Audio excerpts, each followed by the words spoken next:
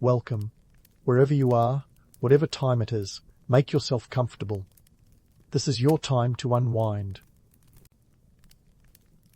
We'd love to know where you're listening from and what time it is in your part of the world. Drop a comment if you'd like to share. In the dim and drafty halls of medieval Europe, where the heating was as reliable as a soggy matchstick, sex and sorcery were intertwined like a medieval love-hate relationship. This wasn't just a matter of spicy gossip shared over a tankard of ale. It was a full-blown societal obsession that makes today's tabloids look like light reading.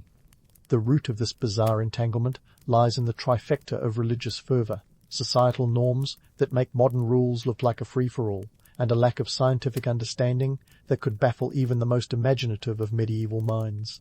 Back then, the church was the big player in town, wielding more power than a medieval monarch with a complex. It had a stance on sexuality that was stricter than a monk's vow of silence. According to the church, sex was ideally reserved for procreation. Anything outside this narrow definition was a one-way ticket to the confessional booth, or worse. For a little context, we're talking about a time when the average life expectancy was around 30 to 40 years, and the church had a pretty big say over every one of those years. Enter the Malleus Maleficarum, a book with a title that's harder to pronounce than a spell from Hogwarts. Published in 1487, this infamous manual on witch hunting was penned by Heinrich Kramer, a man who might have benefited from a good hobby or two. The book was essentially the medieval version of a bestseller, except instead of topping charts, it topped lists of the most terrifying things you could read before bed.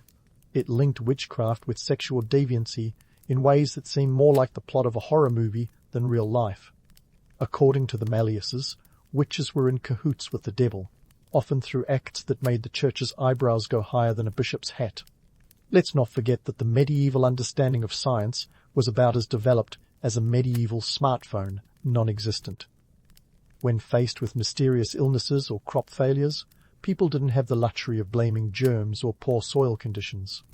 Instead, they often turned to the nearest scapegoat, which frequently happened to be anyone who didn't quite fit the societal mould, especially women who dared to defy gender norms or possess knowledge beyond the kitchen. The Malleus's didn't just stop at linking witches to sexual misdeeds. It went on to claim that witches could steal reproductive organs or render men impotent, a medieval man's worst nightmare, and a claim that says more about the psychological state of the time than any actual witchcraft. The book's influence was widespread, endorsed by none other than Pope Innocent VIII, whose name suggests he might have been innocent of the horrors his bull unleashed. It's easy to romanticize the witch trials as a darkly fascinating chapter of history, but the reality was grim. Thousands of people, predominantly women, were accused, tortured, and executed. The trials were less about actual sorcery and more about societal control, power dynamics, and sometimes even personal vendettas. If your neighbour coveted your land or didn't like your face, witchcraft was as good an accusation as any to get rid of you. In the grand tapestry of medieval life, linking sex to witchcraft wasn't just about magic or the church's obsession with purity, it was a strategic maneuver in the chess game of power and control. This wasn't a time for love potions and charming spells. It was about survival, conformity, and navigating a world where misunderstanding could be fatal. And there you have it. A world where the line between scandal and sorcery was as blurred as the ink in an old scribe's manuscript. In a world where the line between scandal and sorcery was as blurred as an ink-soaked manuscript, women found themselves in a peculiar bind. Picture this. You're a woman in medieval Europe, which is already a bit like playing life on hard mode. You're expected to be obedient, pious, and industrious. Anything else might get you labelled as troublesome, a medieval euphemism for witchy. Here's the kicker.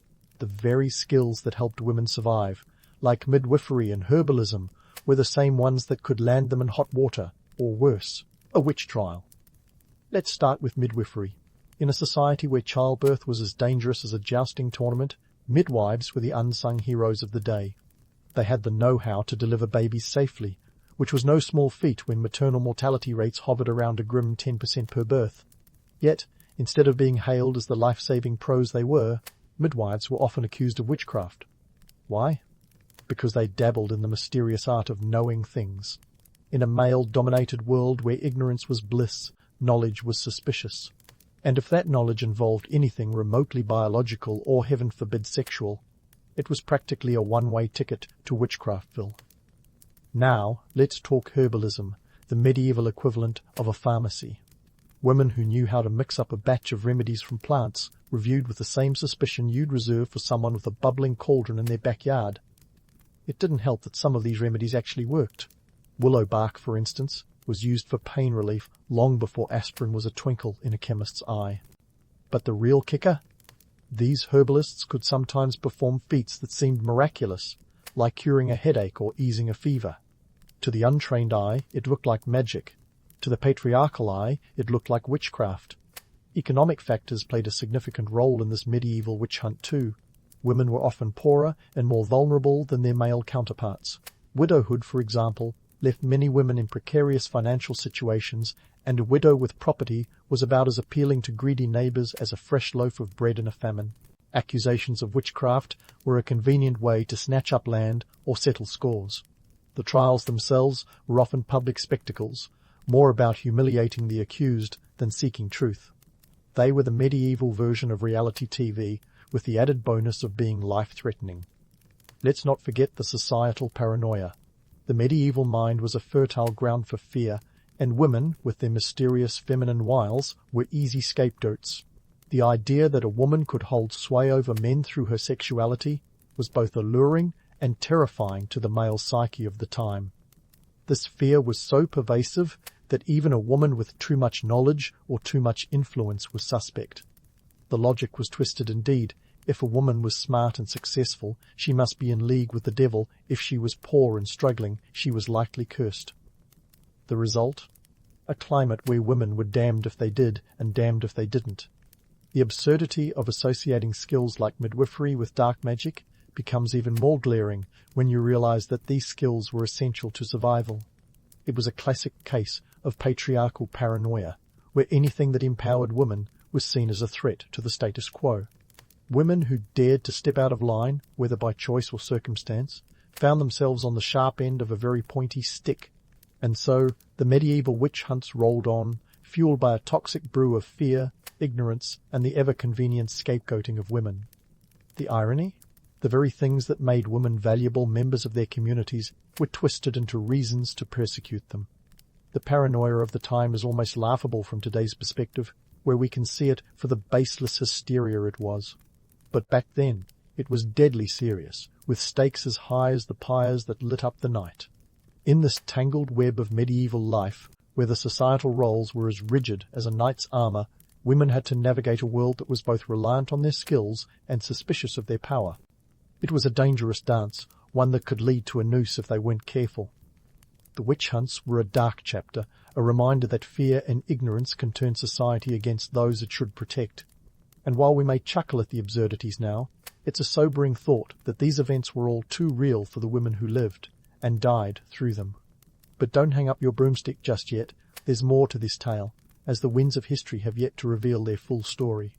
As the medieval witch hunts unfurled like a grim tapestry, they brought with them a catalogue of absurdities that would make even the most imaginative fiction writer blush.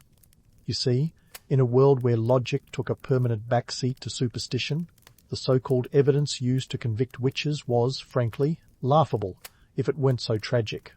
The trials were less about justice and more about putting on a show, complete with all the drama of a medieval morality play, but with significantly higher stakes for the accused. Take, for instance, the infamous case of the Pendle witches in 1612, a tale that has all the intrigue of a Shakespearean drama mixed with the horror of a Stephen King novel. 12 people, mostly women, were accused of witchcraft in Lancashire, England, a place where standing out was as dangerous as standing up. Charged with everything from causing illness to murder via magical means, these women found themselves at the mercy of a legal system that was about as fair as a loaded dice game. One of the key pieces of evidence against them? The testimony of a 9-year-old girl named Janet Device, who pointed fingers with the gusto of a child picking favourite sweets. Now, Janet's testimony might seem less credible than a politician's promise, but it was enough to send her own family to the gallows. Talk about a family feud gone horribly wrong. The Pendle trial was a stark reminder that in a world governed by fear, even a child's word could carry the weight of 1,000 accusations. But let's not forget the bizarre tests that were used to unmask witches, which were more like medieval party tricks than any scientific inquiry. One such test was the infamous swimming test, a concept so flawed it makes flat earth theories look reasonable. The idea was simple: tie up the accused and throw them into a body of water. If they floated, they were guilty. If they sank, they were innocent, but also, inconveniently, dead. It's the kind of logic that only makes sense if you squint really hard and ignore basic physics. And then there were the witch marks, mysterious blemishes or moles on the body, which to the witch hunters were as damning as a signed confession. These marks were supposedly the devil's brand, proof of a witch's pact with the dark side. In reality, they were just as likely to be common skin imperfections. Imagine being convicted of witchcraft because of a freckle talk about a bad skin day. But perhaps the most fascinating, and frankly unsettling aspect of these trials was how sexual behaviour, or even the mere suggestion of it, became the ultimate red flag. In the eyes of the law, a woman who was too sexually active, or conversely too chaste, was a cause for suspicion. It was a classic double bind: express your sexuality and you're in league with the devil, suppress it and you're hiding something. It was the medieval version of being damned if you do, damned if you don't. Take the case of Alice Kyteler, an Irish noblewoman in the 14th century. She was accused of witchcraft in 1324, a good century before the Malleus Maleficarum hit the shelves. Alice was a woman of means, having outlived several wealthy husbands. Naturally, this made her a prime target for accusations of sorcery. Her stepchildren, eager to inherit, accused her of using her feminine wiles to ensnare and poison their father. In a twist of fate worthy of a courtroom drama, Alice narrowly escaped execution, fleeing to England. Her maid, Petronella de Meath, wasn't so lucky and became the first person in Ireland to be burned at the stake for heresy. Alice's case underscores a critical aspect of these witch hunts. They weren't just about purging society of evil, they were often about consolidating power and wealth. The trials were as much about economics as they were about morality. In a society where inheritance was a zero-sum game, removing a widow from the equation could mean the difference between poverty and prosperity for her accusers. The interplay of power, sex, and superstition in these trials reveals a lot about the medieval psyche. It was a time when fear and ignorance were rampant, and the human capacity for scapegoating was at its peak. The trials were as much about projecting societal anxieties onto individuals as they were about any real belief in magic. In a world where the average Joe was just trying to survive another harvest, the idea of women wielding secret powers was both terrifying and tantalizing. Despite the obvious absurdities, the allure of these witch trials lies in their narrative power. They are stories of fear and repression, of power and envy, spun into a cautionary tale about the dangers of unchecked authority and mass hysteria. The trials remind us of the darker aspects of human nature and the ways in which societies can turn on their own in times of crisis. As we dig deeper into the annals of history, the witch trials stand out as a testament to the human tendency to fear what it doesn't understand. They are a reminder that ignorance and prejudice can be as deadly as any spell. The medieval world was a place where the lines between reality and superstition were as blurred as a rain-soaked manuscript. In such a world, the witch hunts were not just a tragedy, they were an inevitability. And so, with this sobering thought, we leave the witches of medieval Europe for now, knowing that their story is far from over. There's more to uncover as we continue to unravel the tangled web of fear and power that drove the witch hunts. So hang tight, because the history of witchcraft has more twists and turns than a haunted forest path. Stay tuned for more as we delve deeper into the dark and fascinating world of medieval witch hunts, where reality was often stranger than fiction. As we leave the shadowy alleyways of medieval witch trials, we emerge into the bright, rational light of the Enlightenment, a period where superstition started losing its grip faster than a greased weasel. This era, spanning the late 17th to the 18th century, was when Europe collectively decided that maybe, just maybe, dunking women in ponds wasn't the best method to test their character. The Enlightenment was all about embracing reason, science, and evidence, a real buzzkill for those who thrived on fear and folklore. Picture this. Philosophers like Voltaire and John Locke were was spreading ideas of rationalism and empiricism, effectively turning the medieval witch-hunting playbook into a historical relic. Suddenly, the idea that the universe was governed by natural laws, not by a coven of witches cackling over cauldrons, started to seem plausible. Isaac Newton, for example, wasn't just an apple enthusiast, he was a scientific powerhouse whose Principia Mathematica in 1687 laid down the law, literally the laws of motion and gravity. His work was a cannonball through the walls of superstition, proving that celestial bodies followed predictable paths, not the whims of some disgruntled sorceress. This shift towards understanding the natural world through science was like opening a window in a musty room full of medieval misconceptions. As logic began its slow but steady march, the witch hunt started to fizzle out. In England, the Witchcraft Act of 1735 marked a turning point. It redefined witchcraft as fraud rather than heresy. The act essentially said, "Enough with the burning, let's focus on charlatans instead." By the late 17th century, witch trials in England and America became about as common as a snowstorm in July. The infamous Salem witch trials of 1692 were one of the last gasps of this hysteria in the New World. Yet, as thrilling as it sounds to witness the rise of reason, let's not pretend it was all smooth sailing. The decline of witch hunts was not just about people waking up one morning, sipping their ale and proclaiming, "Hey, maybe we're being a bit harsh." It was also about the shifting sands of power and economy. The rise of capitalism and the mercantile economy shifted focus from spiritual to material wealth. The witch hunts had often been fueled by economic envy, targeting those with property or assets, and as the economy evolved, so did the methods of consolidating power. The Church, which once had a monopoly on both morality and narrative, found its hold slipping as well. The printing press, which had been cranking out witch-hunting manuals like Malleus Maleficarum by the bucketload, became a tool for spreading Enlightenment ideas. Pamphlets and books, advocating for reason and skepticism, began to outnumber those warning of witches and warlocks. The spread of literacy meant more people could read these works and form their own opinions, rather than relying on fire and brimstone sermons. But let's not sugarcoat this transition as entirely altruistic. The retreat from witch trials was as much about practicality as it was about principle. Governments began to see the trials as a drain on resources and a distraction from more pressing matters, like, say, building empires and engaging in the lucrative business of colonization. Witch trials were costly, both in terms of finances and time. They were also increasingly seen as barbaric by the standards of a civilized society, eager to project an image of modernity. Moreover, the sexual hysteria that fueled many of the witchcraft accusations began to seem less tenable as new ideas about sexuality emerged.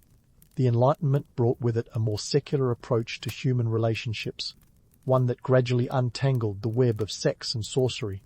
Thinkers like Mary Wollstonecraft began to question the very foundations of gender inequality, planting the seeds for future feminist movements.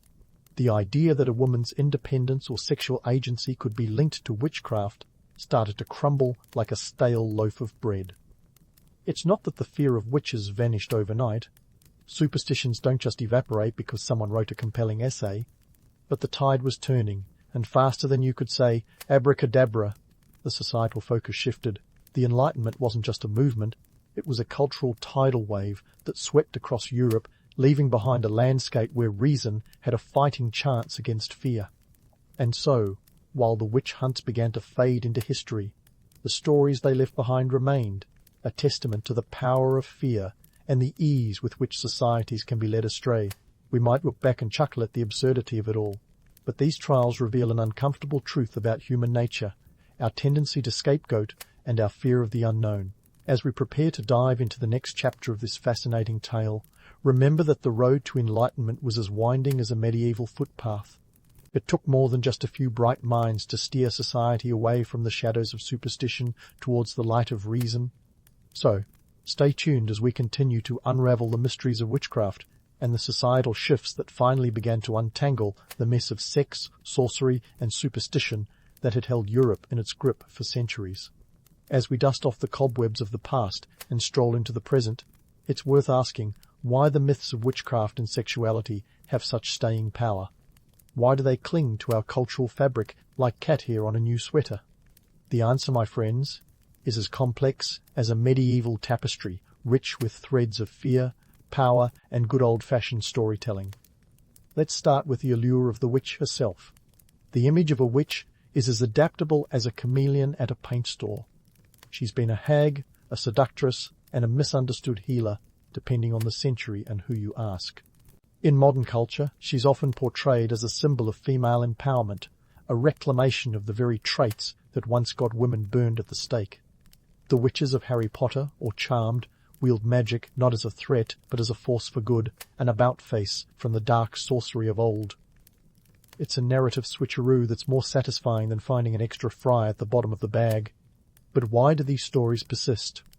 It's partly because they speak to a deep-seated human tendency to fear what we don't understand. Witches, historically, were the ultimate outsiders, the ones who flouted societal norms and paid the price. In a world where conformity was often a matter of life and death, the witch became a convenient scapegoat, a role that, unfortunately, persists in various forms today. The metaphorical witch hunts of modern times, whether they target political dissidents or social outliers, often echo the same themes of fear and control. The stakes may have changed, but the game remains eerily familiar. There's also a delicious irony in how witchcraft has been commercialized. Capitalism once again proving it can turn even the darkest chapters of history into a marketable commodity. The witchy aesthetic has been co-opted by everything from fashion lines to Halloween paraphernalia. In 2020 alone, the Halloween industry in the US raked in a staggering $8 billion, with witch costumes consistently topping the charts. It seems the spectres of the past make for good business in the present, yet let's not gloss over the darker implications of this legacy. The witch trials were more than cautionary tales, they were brutal exercises in power dynamics. The systematic targeting of women, often those who were poor, widowed, or socially vulnerable, was a clear demonstration of patriarchal control. It's a reminder that the past isn't just a distant land, it's a mirror reflecting our own societal fears and prejudices. The witch hunts were, in many ways, the original fake news, constructed narratives designed to manipulate public opinion and consolidate power. And what about the intersection of sex and sorcery? This entanglement wasn't just a medieval quirk, it's a thread that runs through the fabric of modern society. The fear of female sexuality, often coded as dangerous or uncontainable, echoes in everything from the moral panics of the 20th century to today's online witch hunts, where reputations can be shredded faster than a cheap Halloween costume. It's a sobering reminder that while we may have swapped the steak for the tweet, the underlying anxieties remain much the same. But before we get too bogged down in the dark side, let's take a moment to appreciate the humor in all of this. After all, history is nothing if not a grand cosmic joke, with humanity as the punchline. The witch hunts, absurd as they were, teach us about the folly of letting fear dictate our actions. They remind us that societies often prefer a convenient scapegoat to uncomfortable truths, and they show us that the line between a witch hunt and a quest for justice can be as thin as the veil between worlds on Halloween night.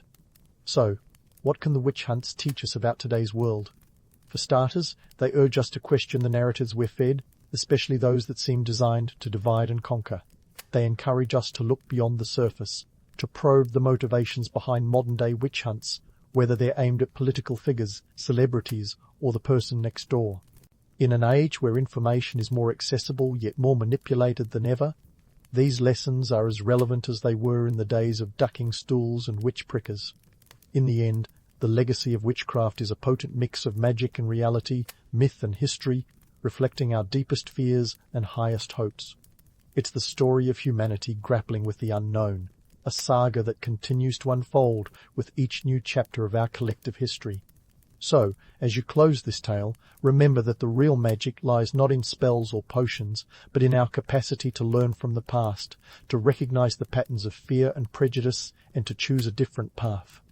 And with that, dear listener, we close the dusty tome of witchcraft history, at least for now.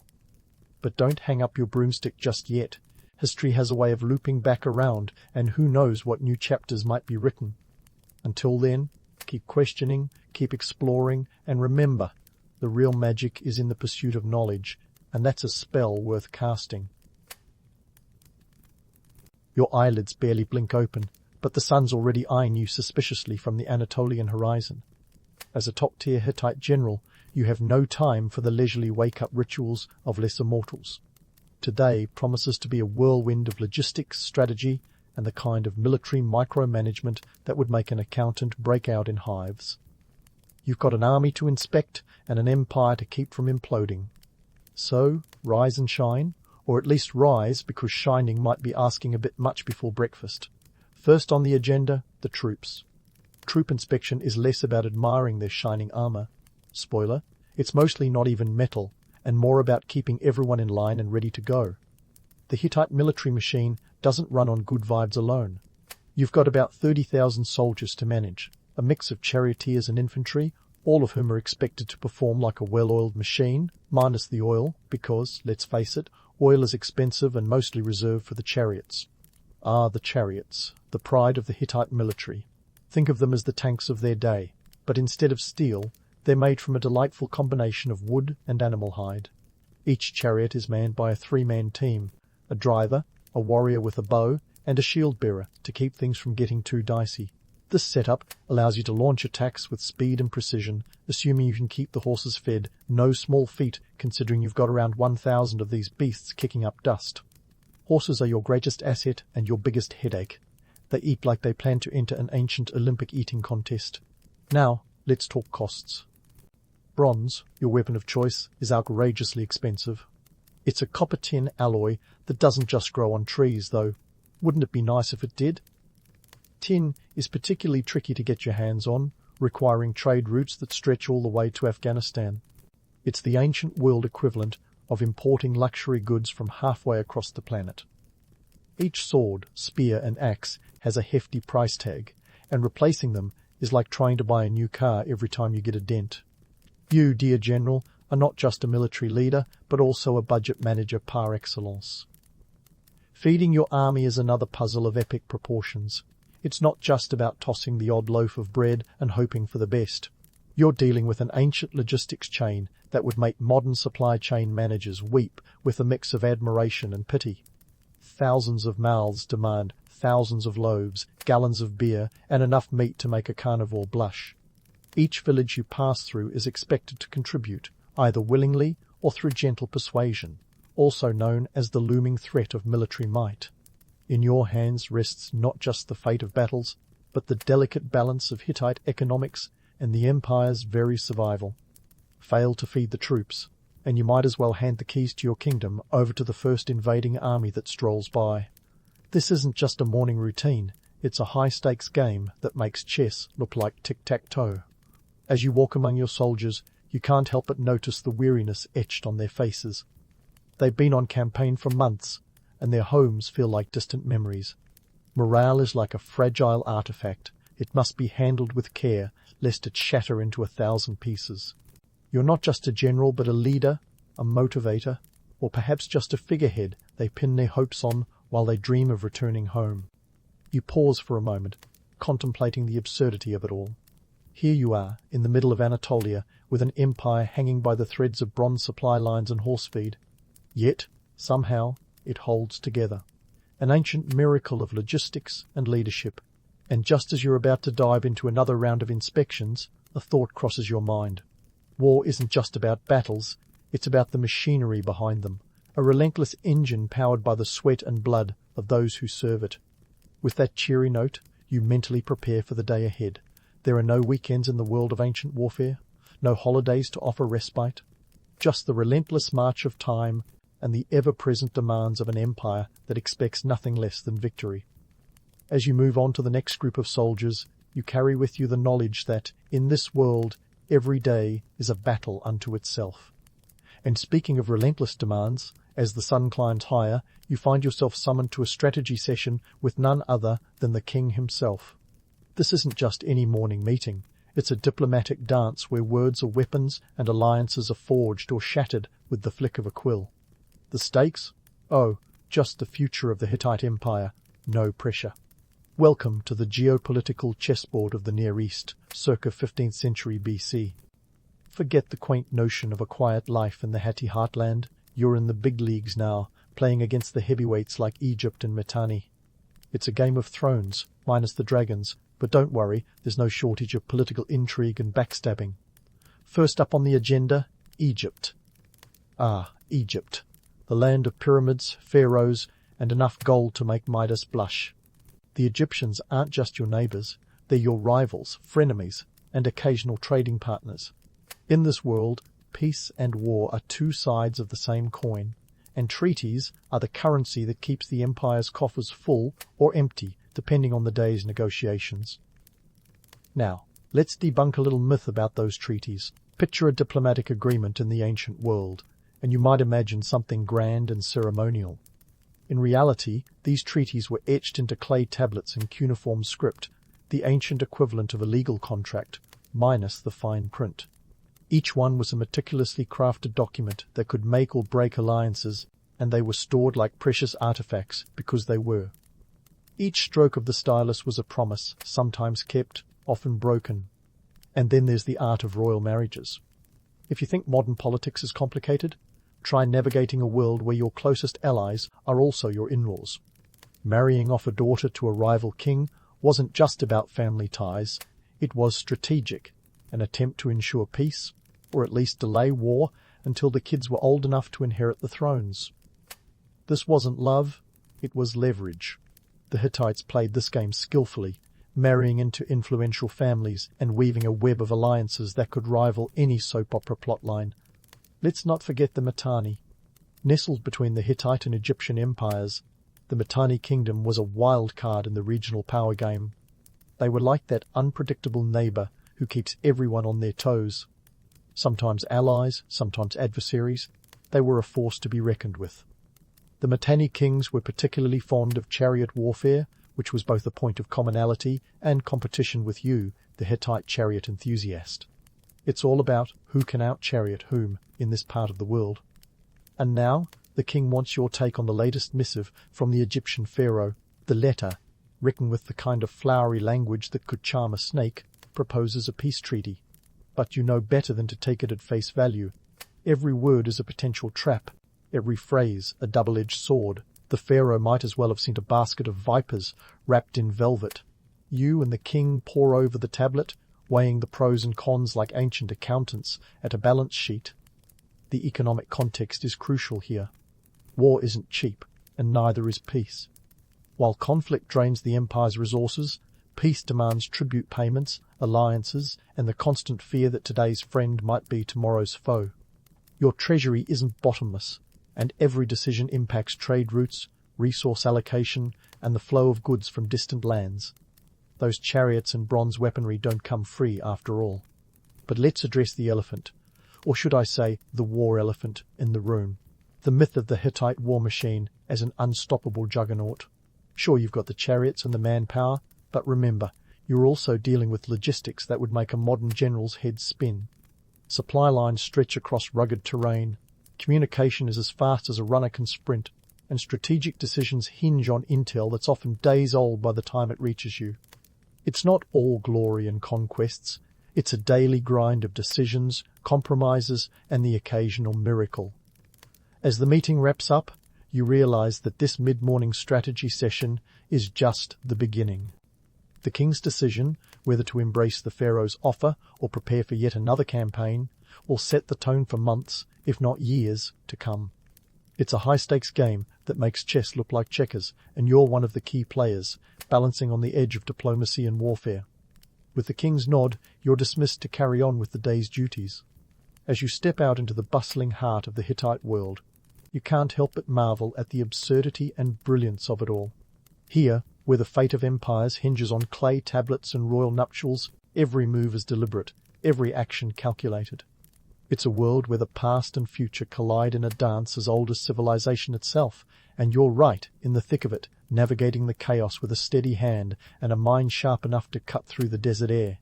You head back to your quarters, your mind a whirlwind of cuneiform and contingencies. There's no time to rest. After all, the empire never sleeps, and neither can you if you hope to keep it from crumbling like a forgotten relic. Tomorrow promises another day of intrigue, alliances, and the ever-present spectre of war lurking just beyond the horizon. But for now, there's a brief moment of calm before the storm, a chance to catch your breath before diving back into the fray. In this world of shifting sands and uncertain alliances, nothing is ever truly settled. It's a constant dance of diplomacy and warfare, where today's ally is tomorrow's adversary, and every decision is a gamble. But that's the thrill of it, isn't it? The knowledge that you're not just a spectator in this grand game of history, but an active participant, shaping the world with every choice you make and every battle you fight. So take a deep breath, because in the world of the Hittites, the game is always afoot, and the stakes are as high as the Anatolian mountains themselves. Now that you've navigated the minefield of ancient diplomacy, it's time for a different kind of battlefield. Lunch. Ah, the midday meal in the Hittite Empire, where the menu is as lavish as a royal decree and as strategic as a battle plan. You're not just eating, you're experiencing the very essence of Hittite economy and social hierarchy, one bite at a time. Your lunch is laid out like a feast for the gods, with enough food to make even the most gluttonous deity raise an eyebrow. But behind the roasted meats and freshly baked breads lies a complex web of agriculture, trade, and taxation that keeps the empire's heart beating. Let's dig in, shall we? First, the bread. It's the staple of any self-respecting Hittite meal, but don't let its simplicity fool you. This humble loaf is the product of a massive agricultural operation. Wheat doesn't just appear magically, it's harvested by farmers who toil for days in the Anatolian sun. Their labor is the backbone of the empire, and their fields are the breadbasket that feeds your army and your people. In exchange for their sweat, these farmers pay taxes, a portion of their yield going directly to the state. No free lunch here, quite literally. Now, the meat, usually sheep or goat, roasted to perfection. It's a symbol of wealth and status, a reminder that you, as a general, are a cut above the common soldier. But even this luxury is rooted in economic pragmatism. Livestock is not just food, but a form of currency, a commodity that can be traded or taxed. The Hittites are nothing if not practical. They know that a well-fed army is a loyal army. Each choice cut on your plate has travelled through a network of traders and merchants, each taking a slice of the profit pie. And speaking of trade, let's not forget the spices and exotic goods that adorn your table. These aren't local. They've crossed borders and endured perilous journeys to reach your plate. Traders are the unsung heroes of your dining experience, braving bandits and elements alike to bring you a taste of far-off lands. It's wealth management, Hittite style, where cinnamon is as coveted as silver. The spice trade is a lucrative business, and it's no coincidence that your allies and enemies are often the ones controlling these routes. Each pinch of spice is a reminder of the delicate balance of power and commerce. The wine, of course, flows freely. Not just a drink, but a statement, a testament to your rank and the empire's prosperity. Grapevines are cultivated with care, their harvests pressed and fermented into the liquid gold that graces your goblet. Wine is more than a beverage, it's a diplomatic tool, the lubricant of alliances. Sharing a cup with an envoy or rival is a gesture as potent as any treaty. But remember, moderation is key both in drinking and in empire building. Too much of either can lead to a hangover of epic proportions. As you dine, surrounded by advisors and dignitaries, you're reminded that this isn't just a meal, it's a microcosm of Hittite society. Social hierarchy is on full display, each plate a reflection of one's place in the pecking order. The king's table groans under the weight of delicacies, while the soldiers make do with simpler fare. It's a visual reminder of the empire's structure, the few at the top enjoying the fruits of the many below. But don't let the opulence fool you. It's all built on a foundation of hard work and strategic planning. And then there's the myth of the Hittite Empire as a land of endless abundance. Sure, your lunch is a cornucopia of delights, but the reality is a bit less rosy. Famine and drought are constant threats, lurking like wolves at the door. When the harvest fails, even the mightiest empire feels the strain. It's a delicate dance of resources and reserves, where one bad season can tip the scales from prosperity to peril. The Hittite economy thrives on a knife's edge, and it's your job to keep it balanced. As you finish your meal, you're acutely aware that each morsel is a testament to the empire's vast network of production and distribution. From the fields to the table, it's a chain of effort and ingenuity that sustains the Hittite world. But it's also a reminder of the fragility of it all. Empires, like banquets, rely on a careful balance of ingredients. Remove one, and the whole feast could come crashing down. In this world of abundance and uncertainty, your role is not just to lead, but to preserve. You're the custodian of an empire that stretches its resources as far as its borders. It's a high-stakes game of economics, where the currency is not just gold, but grain, and the stakes are as high as they come. As the plates are cleared and the conversation turns to lighter topics, you can't help but reflect on the duality of your existence. Here you are, a general and a gourmand, tasked with both defending and dining. It's a life of contrasts, where the mundane and the monumental coexist in every decision, every meal, and every moment. And so, with a full belly and a mind full of strategy, you rise from the table, ready to tackle the afternoon's challenges. The empire waits, its gears turning with the rhythm of trade and the pulse of power. You're just one player in this grand game, but today at least, you feel as if you've won a small victory, both on the battlefield and at the banquet. As you step back into the sunlit world of the Hittite Empire, the reality of your duty sets in once more. There are no breaks in the relentless march of history, no pauses in the ongoing saga of survival and supremacy. But for now, you take a moment to savor the taste of triumph, knowing that tomorrow brings new battles and new banquets in the never-ending story of an empire and its enigmatic general. As you step back into the sunlit world of the Hittite Empire, the reality of your duty sets in once more. No breaks, no pauses, just the relentless march of history. But now, your next stop is the temple, where the air is thick with incense and the weight of 1,000 unspoken prayers. Ah, the temple, a place where the divine and the mundane collide in a spectacular clash of stone and spirit. You, a top-tier Hittite general, find yourself here not just to offer sacrifices, but to navigate the celestial bureaucracy that holds as much sway as any earthly king. Because in the 15th century BC, religion isn't just a matter of faith. It's the invisible hand that guides the empire's fate, as palpable as any bronze sword in your arsenal. Let's be honest, the gods are as much a part of your daily routine as troop inspections and diplomatic missives. Today's divine audience involves appeasing the mighty storm god Tarhunt.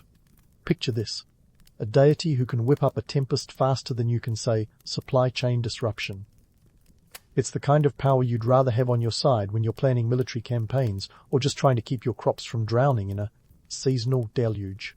The sacrifices are as elaborate as they come, sheep, goats, and the occasional bull, depending on how generous you're feeling, or, more accurately, how desperate you are for divine favor. It's a costly affair, but then again, so is losing a war. You watch as the priests perform the ancient rituals, each gesture and chant meticulously choreographed, a performance as old as the stones beneath your feet. But let's peel back the veneer of this sacred spectacle. What you're witnessing is not just a spiritual offering, but a transaction, a cosmic quid pro quo. You give the gods a few choice cuts of meat, and they, in theory, make sure your chariots don't get bogged down in mud during the next campaign. It's divine diplomacy at its finest, where the stakes are as high as the Anatolian mountains. And like any good deal, it's shrouded in layers of myth and legend, a narrative as twisted as the cuneiform on a clay tablet. Speaking of myths, let's talk divine intervention. The kings of yore loved to claim celestial endorsements like modern influencers collect followers.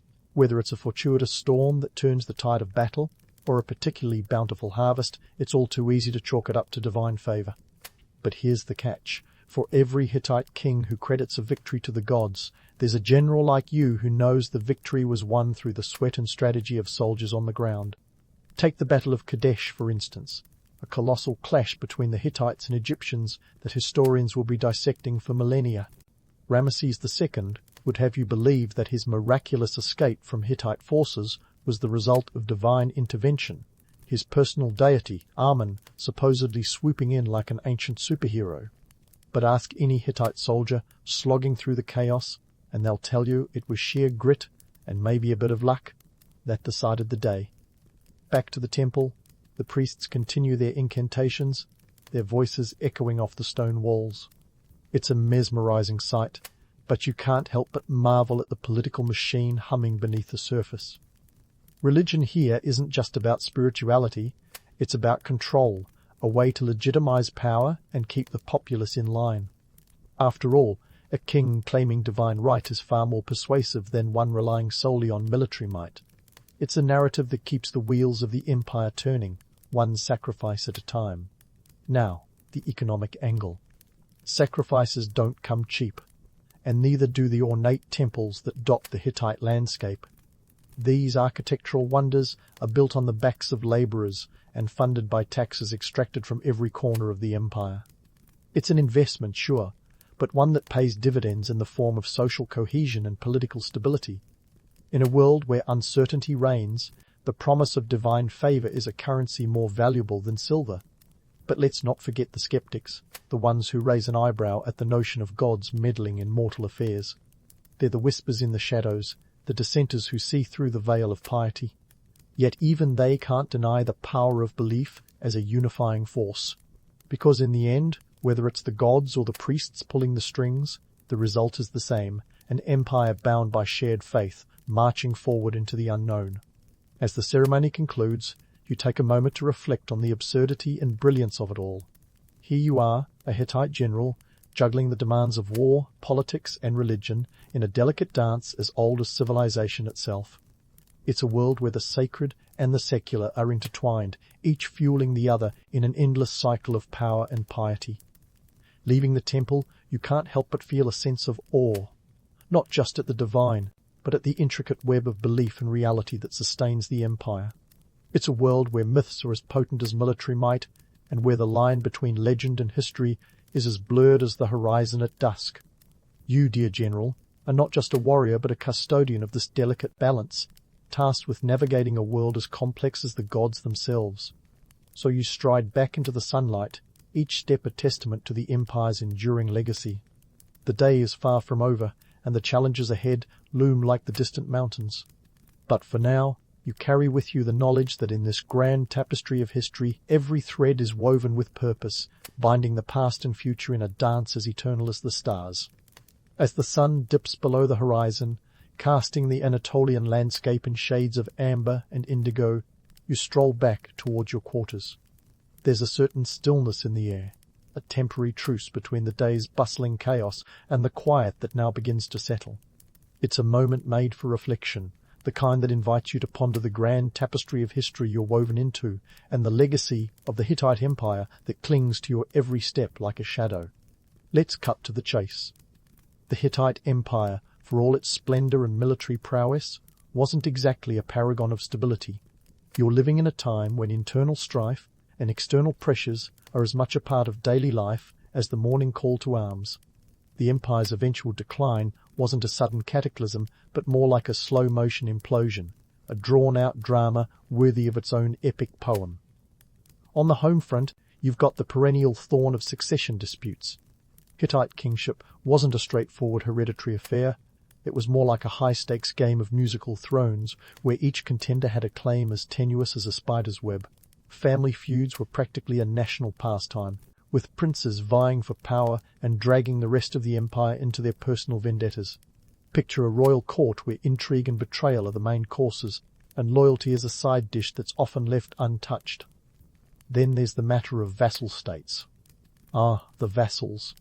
Those semi-independent entities with their own agendas, always ready to test the limits of your patience and authority. Managing them is like herding cats if the cats were armed with spears and had a penchant for rebellion. The loyalty of these states is as fickle as a gust of wind, shifting with the tides of power and opportunity.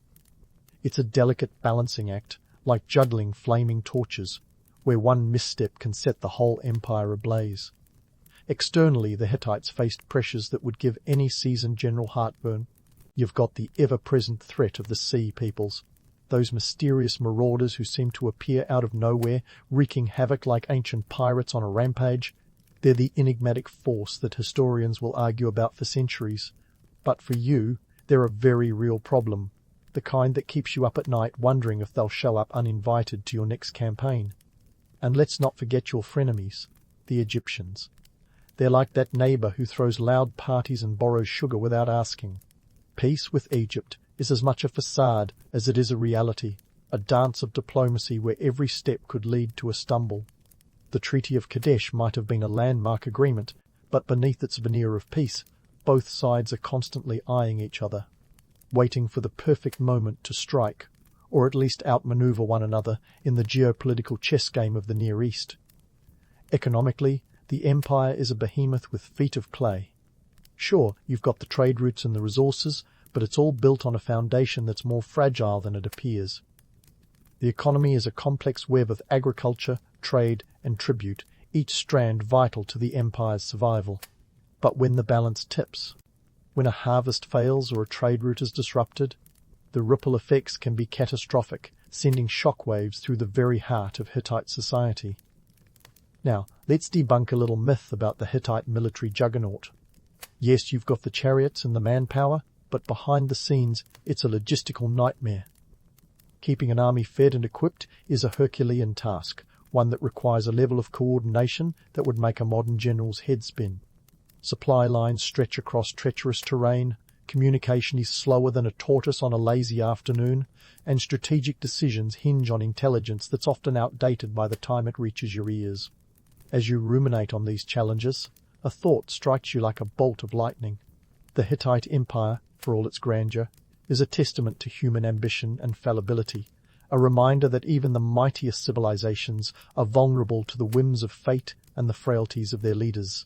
It's a sobering realization, one that tempers the romantic tales of glory with the harsh realities of history. This is the duality of the Hittite legacy, a blend of legend and reality where the echoes of ancient battles mingle with the whispers of forgotten treaties. It's a world where the past and present coexist, each shaping the other in an intricate dance of power and politics. And you, dear General, are not just a spectator in this grand narrative, but a key player, navigating the complexities of empire with a steady hand and a mind sharp enough to carve your name into the annals of history. So as the evening deepens and the stars begin to twinkle like distant beacons, you take a moment to contemplate the lessons of the day. The Hittite Empire may rise and fall, but its legacy endures, a testament to the resilience and ingenuity of those who lived and fought within its borders. It's a story of ambition and adversity, of triumphs and trials, a saga as old as time itself. In the end, you realize that history is not just a collection of dates and events, but a living, breathing entity, shaped by the decisions and actions of countless individuals. It's a reminder that the past is not just a distant memory, but a mirror, reflecting the complexities and contradictions of human nature. And as you prepare to face another day, you carry with you the knowledge that in this ever-changing world, the only constant is the legacy you leave behind. With a final glance at the night sky, you turn and head back to your quarters, ready to rest and recharge for the challenges that await. Tomorrow is another day, another chapter in the unfolding story of the Hittite Empire. But for now, you find solace in the quiet of the evening, knowing that in this vast tapestry of history, your thread is woven with purpose and significance. And as you drift off to sleep, you're comforted by the thought that in the grand scheme of things, you've played your part well. A Hittite general navigating the complex dance of history with grace and determination. In the grand theatre of ancient history, there were the Phoenicians, those savvy seafaring tycoons who made the Mediterranean their business playground. Nestled in the Levant, a region now comprising parts of modern-day Lebanon, Syria and Israel, these folks were the maritime maestros long before anyone else even thought to dip their toes in the ocean. Think of them as the Elon Musks of their time, minus the Twitter antics. They weren't just traders, they were the inventors of the entire business class. Now, if you were to sail back to around 1500 BCE, you'd find the Phoenicians setting up shop along the coastlines, where they'd built cities like Tyre, Sidon and Byblos. Each one was a bustling hub of commerce and innovation. This prime real estate gave them easy access to both land and sea routes. The Levant was the crossroads of the ancient world, a Mediterranean meet-up point where the East could whisper sweet trade secrets to the West. And boy, did the Phoenicians know how to keep those secrets. Their fleets weren't just canoes with delusions of grandeur. These were the cutting-edge tech of the ancient maritime world. They mastered the art of shipbuilding, creating robust vessels that could brave the unpredictable moods of the Mediterranean. Their ships featured a unique design with a curved hull and high, pointed prow, which allowed them to slice through waves rather than be tossed around like a cork in a bathtub. This innovation made them faster, more maneuverable, and capable of longer voyages, which was crucial when your business plan involved hopping from one coastal city to another. But hold on to your tricorn hats, because the real moneymaker was their monopoly on purple dye. You see, in a world before the Kardashians and fashion influencers, the way to flaunt your wealth was through the color purple. Derived from the murex snail, this dye was so expensive that it made modern haute couture look like a bargain bin sale. The process to extract a mere ounce was laborious, requiring thousands of snails and a whole lot of patience. The result? A dye so vibrant and so rare that it was reserved for royalty and a few high-rolling elites. It's like if Gucci and gold had a love child, but for your toga. The Phoenicians were notorious for their secrecy, especially when it came to their dye production. If you thought the first rule of Fight Club was intense, imagine a trade guild where spilling the beans on how to make purple could cost you your life. They guarded their secrets with the ferocity of a dragon sitting on a hoard of gold. In fact, their penchant for privacy in business was so infamous that it was said they'd sink their own ships rather than let competitors get a peek at their operations. Talk about taking corporate espionage to a whole new, watery level. Their influence stretched far and wide, but unlike the empires built on conquests and empires, the Phoenicians built theirs on contracts and commerce. They were the original networkers, establishing colonies and trade posts across the Mediterranean, from Cyprus to Carthage. Each stop was like a well-oiled cog in their vast commercial machine, ensuring the flow of goods from tin and silver to wine and olive oil. They were the Amazon Prime of the ancient world, except their delivery times were measured in months, not days. And yet, for all their success, the Phoenicians remained somewhat enigmatic. Like the cool kid in school who everyone knows but who never quite reveals their full story. They left behind few written records, preferring the quick transactions of trade to the permanence of chronicles. When they did write, it was often on papyrus, which doesn't exactly stand the test of time. Their most enduring legacy is the alphabet they developed, a precursor to the one you're reading right now. So, while we may not know their stories in detail, we're literally writing their legacy every day. As for myths, the Phoenicians are often seen as these mysterious merchants with a penchant for the sea, which isn't entirely wrong, but the romanticized vision of them as shadowy traders exchanging whispered secrets on moonlit shores needs a reality check. They were shrewd, yes, but they were also practical, dealing with the daily grind of logistics, supply chains, and the occasional pirate attack. Behind the allure of their purple dye monopoly and maritime prowess was the harsh reality of navigating not just the seas, but also the complex political landscape of the ancient world. In the end, the Phoenicians were more than just traders. They were the architects of maritime commerce, the pioneers of a world where borders were defined not by land, but by the reach of their sails. Their story is a testament to the power of innovation, the allure of secrecy, and the enduring impact of those who dare to venture beyond the horizon, even if it means dealing with a few snails along the way. So, speaking of venturing beyond the horizon, let's hop aboard a Phoenician trading ship, where the romance of the open sea quickly meets the reality of life below deck. Imagine a vessel not exactly the size of a modern cruise ship, but more like a floating wooden sardine can. The typical Phoenician ship was about 65 feet long, which might sound roomy until you remember it's packed with cargo, crew, and that delightful aroma of ancient sea life. The crew itself was a cosmopolitan bunch, a floating United Nations before such a thing even existed. You had sailors from Tyre, rowers from Sidon, traders from Byblos, and maybe even a few mercenaries who decided they liked the paycheck more than the battlefield. These were the ancient world's freelancers, each bringing their own skills, languages, and survival tactics to the mix. You can bet they had more cultural exchange going on than a modern-day international summit. Now, let's talk about the living conditions, or lack thereof. Privacy was as rare as a quiet moment at a family reunion. The crew bunked together in spaces so cramped that personal space became a foreign concept. Sleeping arrangements were less about comfort and more about finding a spot where you wouldn't get trampled during a storm. And hygiene? Well, let's just say it was more of a suggestion than a practice. Personal grooming might have been limited to an occasional splash of seawater, and laundry day was whenever the rain decided to lend a hand. Food was another adventure. The menu was neither varied nor particularly appetizing. We're talking dried fish, olives, barley, and maybe some figs if you were lucky. When you're miles from the nearest Whole Foods, you don't complain about the lack of kale. Fresh water was stored in large amphorae, and rationing was essential. A thirsty crew was a mutinous crew, so careful management was key to keeping everyone happy, or at least not mutinously unhappy. Despite, or perhaps because of, the cramped quarters and questionable hygiene, the crew developed an impressive array of survival skills. Navigation, for instance, was an art form.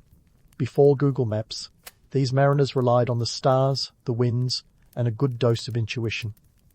They could read the sea like an open book, understanding the nuances of currents and weather patterns. Their routes crisscrossed the Mediterranean, linking places like Cyprus, Sicily, and Egypt in a web of commerce that was as much about instinct as it was about skill. This logistical genius was the backbone of Phoenician success. Each voyage was a masterclass in planning, with trade routes carefully mapped to maximize profit and minimize risk. The Mediterranean was no calm pond. It was a highway with tolls, pirates, and the occasional political storm. The Phoenicians had to navigate the delicate balance of diplomacy, knowing which local ruler needed a gift to smooth their journey and which pirate could be paid off with a little less than their full demand. Their ships were loaded with goods that would make any ancient merchant salivate: timber from Lebanon, glass from Sidon, wine and oil from their colonies. And let's not forget the prize piggybacking on every journey, the coveted purple dye. Each stop along the route was a chance to not only trade goods, but also gather intel, making the Phoenicians the ultimate multitaskers. Their voyages were not just about exchanging commodities, but also about building a network of influence and information. But let's not romanticize it too much. Life on a Phoenician ship was hard, and the Mediterranean could be a cruel mistress. Storms could send even the sturdiest vessels to the depths, and pirates were always on the lookout for an easy score. The crew had to be ready for anything, from bailing water to fending off borders. These weren't just sailors, they were survivalists, adapting to whatever the sea threw their way with a mix of grit, ingenuity, and a bit of luck. In contrast to today's GPS-reliant sailors who might panic at the sight of a paper map, the Phoenicians sailed by the stars and the winds, guided by knowledge passed down through generations. They were the GPS of their time, without the annoying, recalculating voice. Their ability to read the natural world was a skill honed through necessity and experience, a testament to human adaptability and ingenuity. In the grand scheme of history, the Phoenician trading ship was more than just a vessel. It was a microcosm of the ancient world, a place where different cultures, languages, and ideas mingled and clashed. It was a testament to the power of commerce to transcend borders and bring people together, even if they had to endure a few hardships along the way. The Phoenicians weren't just traders, they were pioneers, forging a path through unknown waters and leaving a legacy that would shape the world for centuries to come. So, while the romanticized notion of a Phoenician ship might evoke images of adventure and exploration, the reality was a bit grittier, a bit smellier, and a whole lot more complicated. But perhaps that's what makes their story so compelling. A blend of myth and reality, where the truth is just as fascinating as the legend. As we continue to sail through their history, we'll see how these shrewd mariners managed not just to survive, but to thrive in a world where the horizon was both a boundary and an invitation. And as we sail further into the murky waters of Phoenician history, let's talk about something juicier than snails: political intrigue. The big secret behind the Phoenician success wasn't just their knack for trading purple dye. It was their unmatched ability to turn diplomacy into an art form. In a time when your neighbor was as likely to trade with you as they were to invade you, the Phoenicians played the ancient geopolitical chess game like grandmasters. Picture this. You've got Egypt, Assyria, Babylon, and Greece all jostling for power like kids on a playground. And in the middle of this sandbox were the Phoenicians, not just surviving, but thriving, like a kid with a lemonade stand who somehow gets the bullies to buy from him instead of stealing the goods. They were the Switzerland of their time, neutral, yes, but know this: neutrality doesn't mean passivity. It means playing everyone else's game while keeping your eye on the prize. Their secret weapon? Information. The Phoenicians were the first to understand that knowledge was power, long before Francis Bacon made it cool. they created a vast network of trade routes that doubled as information highways. By the time a message travelled from one end of their empire to the other, they could practically predict how many olives would be in the next harvest. They knew which crops had failed, which kings were at odds, and which cities were ripe for a little monetary persuasion. Now, let's debunk the myth that these folks were just peaceful traders tossing amphorae of olive oil around. Oh, they traded all right, but when you're in the business of influencing empires, sometimes you have to get your hands a little dirty. The Phoenicians weren't above a bit of piracy when the situation called for it. Imagine this. You're sailing the high seas, and a Phoenician ship approaches. They might offer a friendly trade, or suddenly decide that your goods would look better in their hold.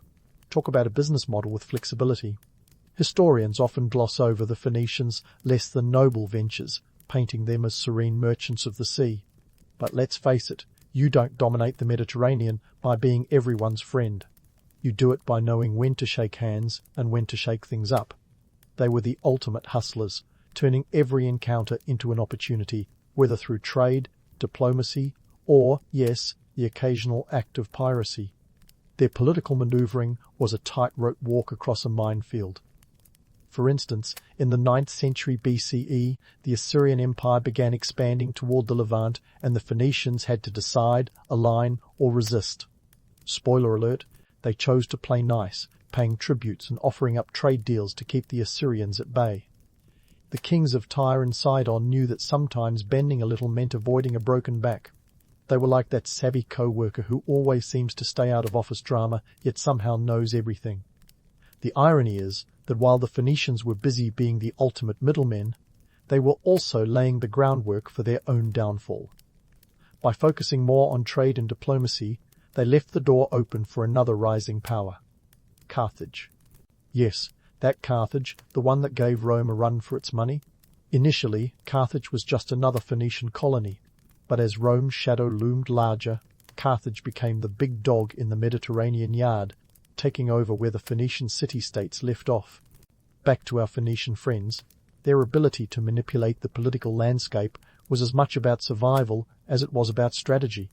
When the Persians rolled in, they again switched gears, aligning with this new superpower to maintain their independence. The reward? They continued to dominate trade routes while the Persians footed the bill for their protection. It was like getting a VIP pass to the hottest club in town without ever paying the entrance fee. Let's not forget their role in the rise of the alphabet. Around the 11th century BCE, the Phoenicians developed a writing system that was less about poetry and more about practicality. They weren't writing epic tales of heroism, they were keeping track of transactions and trade deals. This was business literacy at its finest, and it spread like wildfire. Before you knew it, the Greeks had adapted it, and the Romans took it from there.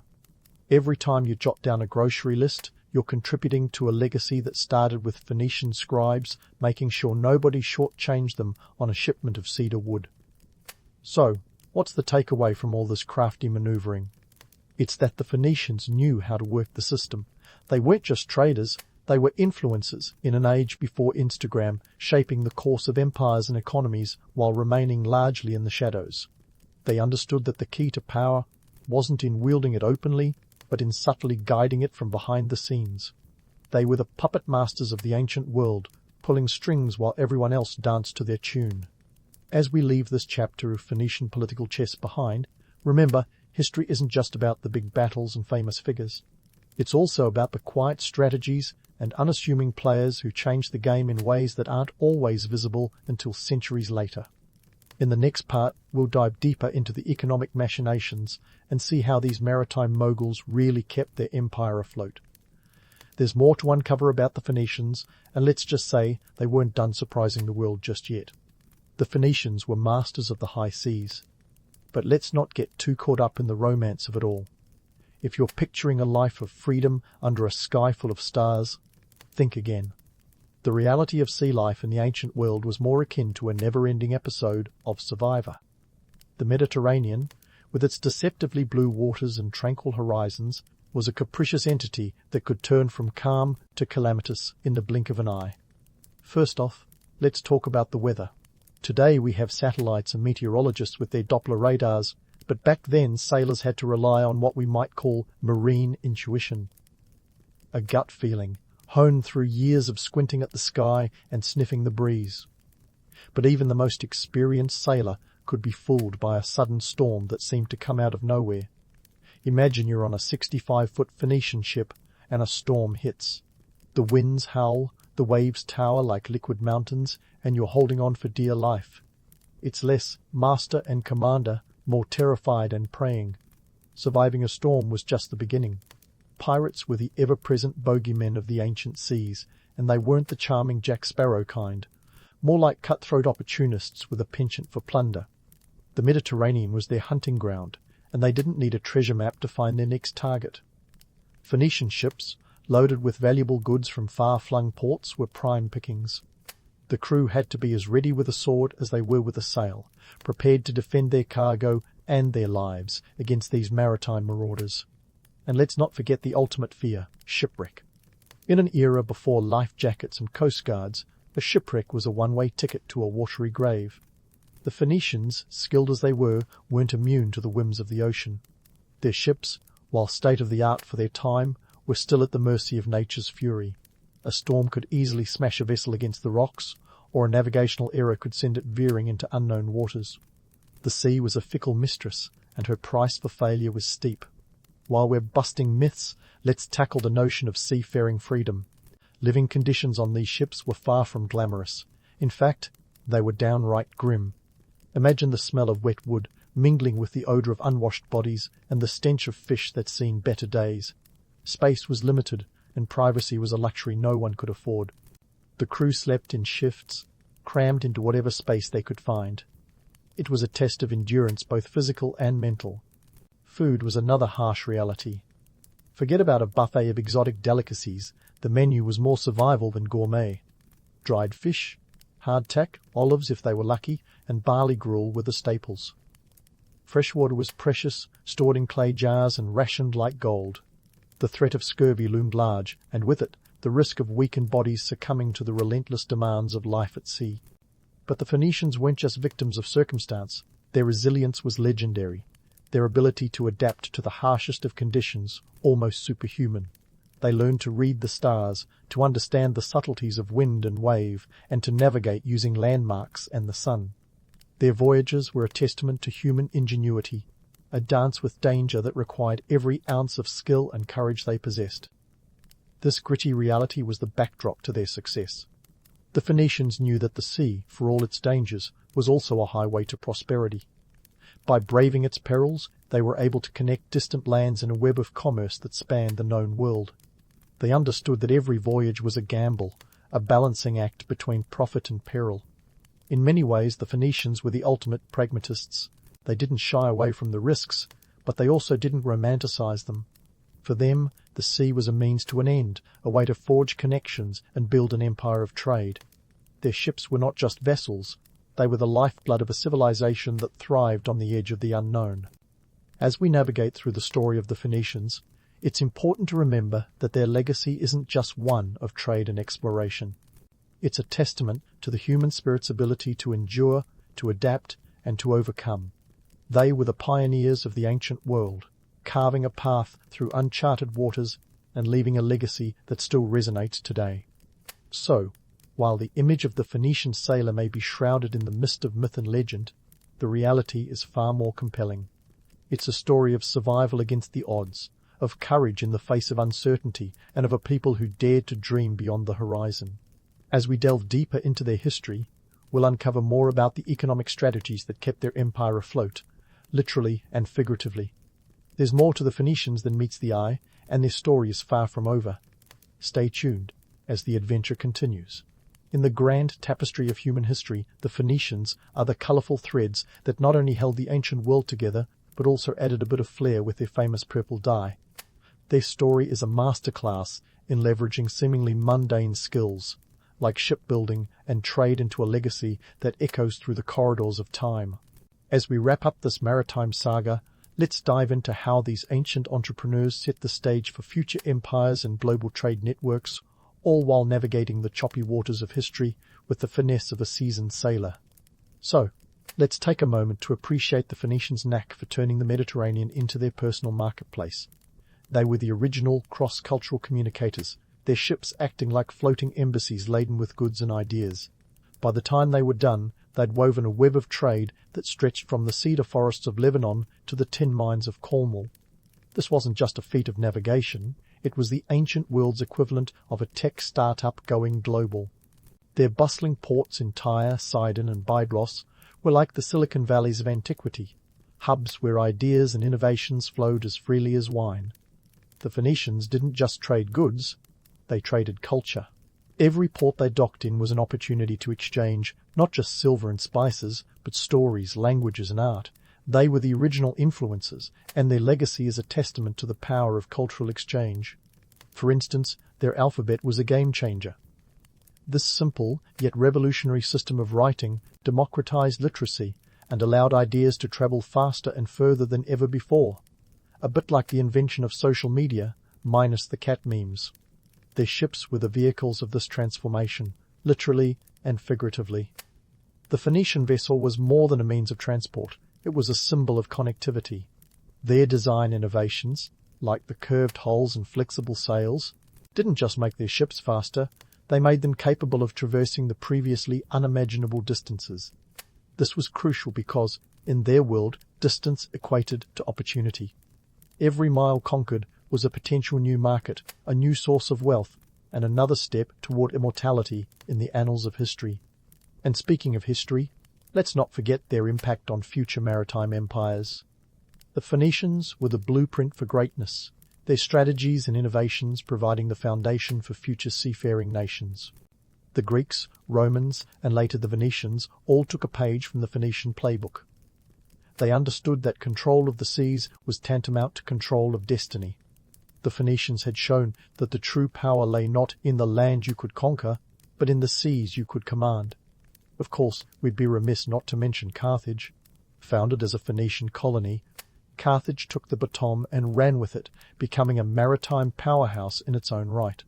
The Carthaginians inherited the Phoenician flair for trade and added a dash of military might, giving Rome a serious headache during the Punic Wars.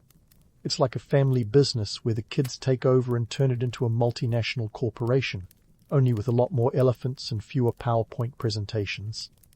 But what about the myth and the reality? While history has painted the Phoenicians as shrewd merchants and masterful mariners, there's a romantic notion that they were the mysterious shadow brokers of the ancient world. It's a narrative that's not entirely off the mark, but does gloss over the day-to-day grind of Phoenician life. The truth is, they were pragmatic to the core, driven by profit and survival rather than some mystical allure of the sea. Their success was built on hard work, strategic alliances, and the occasional act of piracy. Not exactly the stuff of fairy tales, but undeniably effective. Despite their achievements, the Phoenicians remain a bit of an enigma, like a brilliant author who never quite steps into the limelight. Their legacy is vast, yet their personal stories are frustratingly elusive, tucked away in the corners of history like forgotten treasures. They left behind few records, preferring to let their influence speak for itself.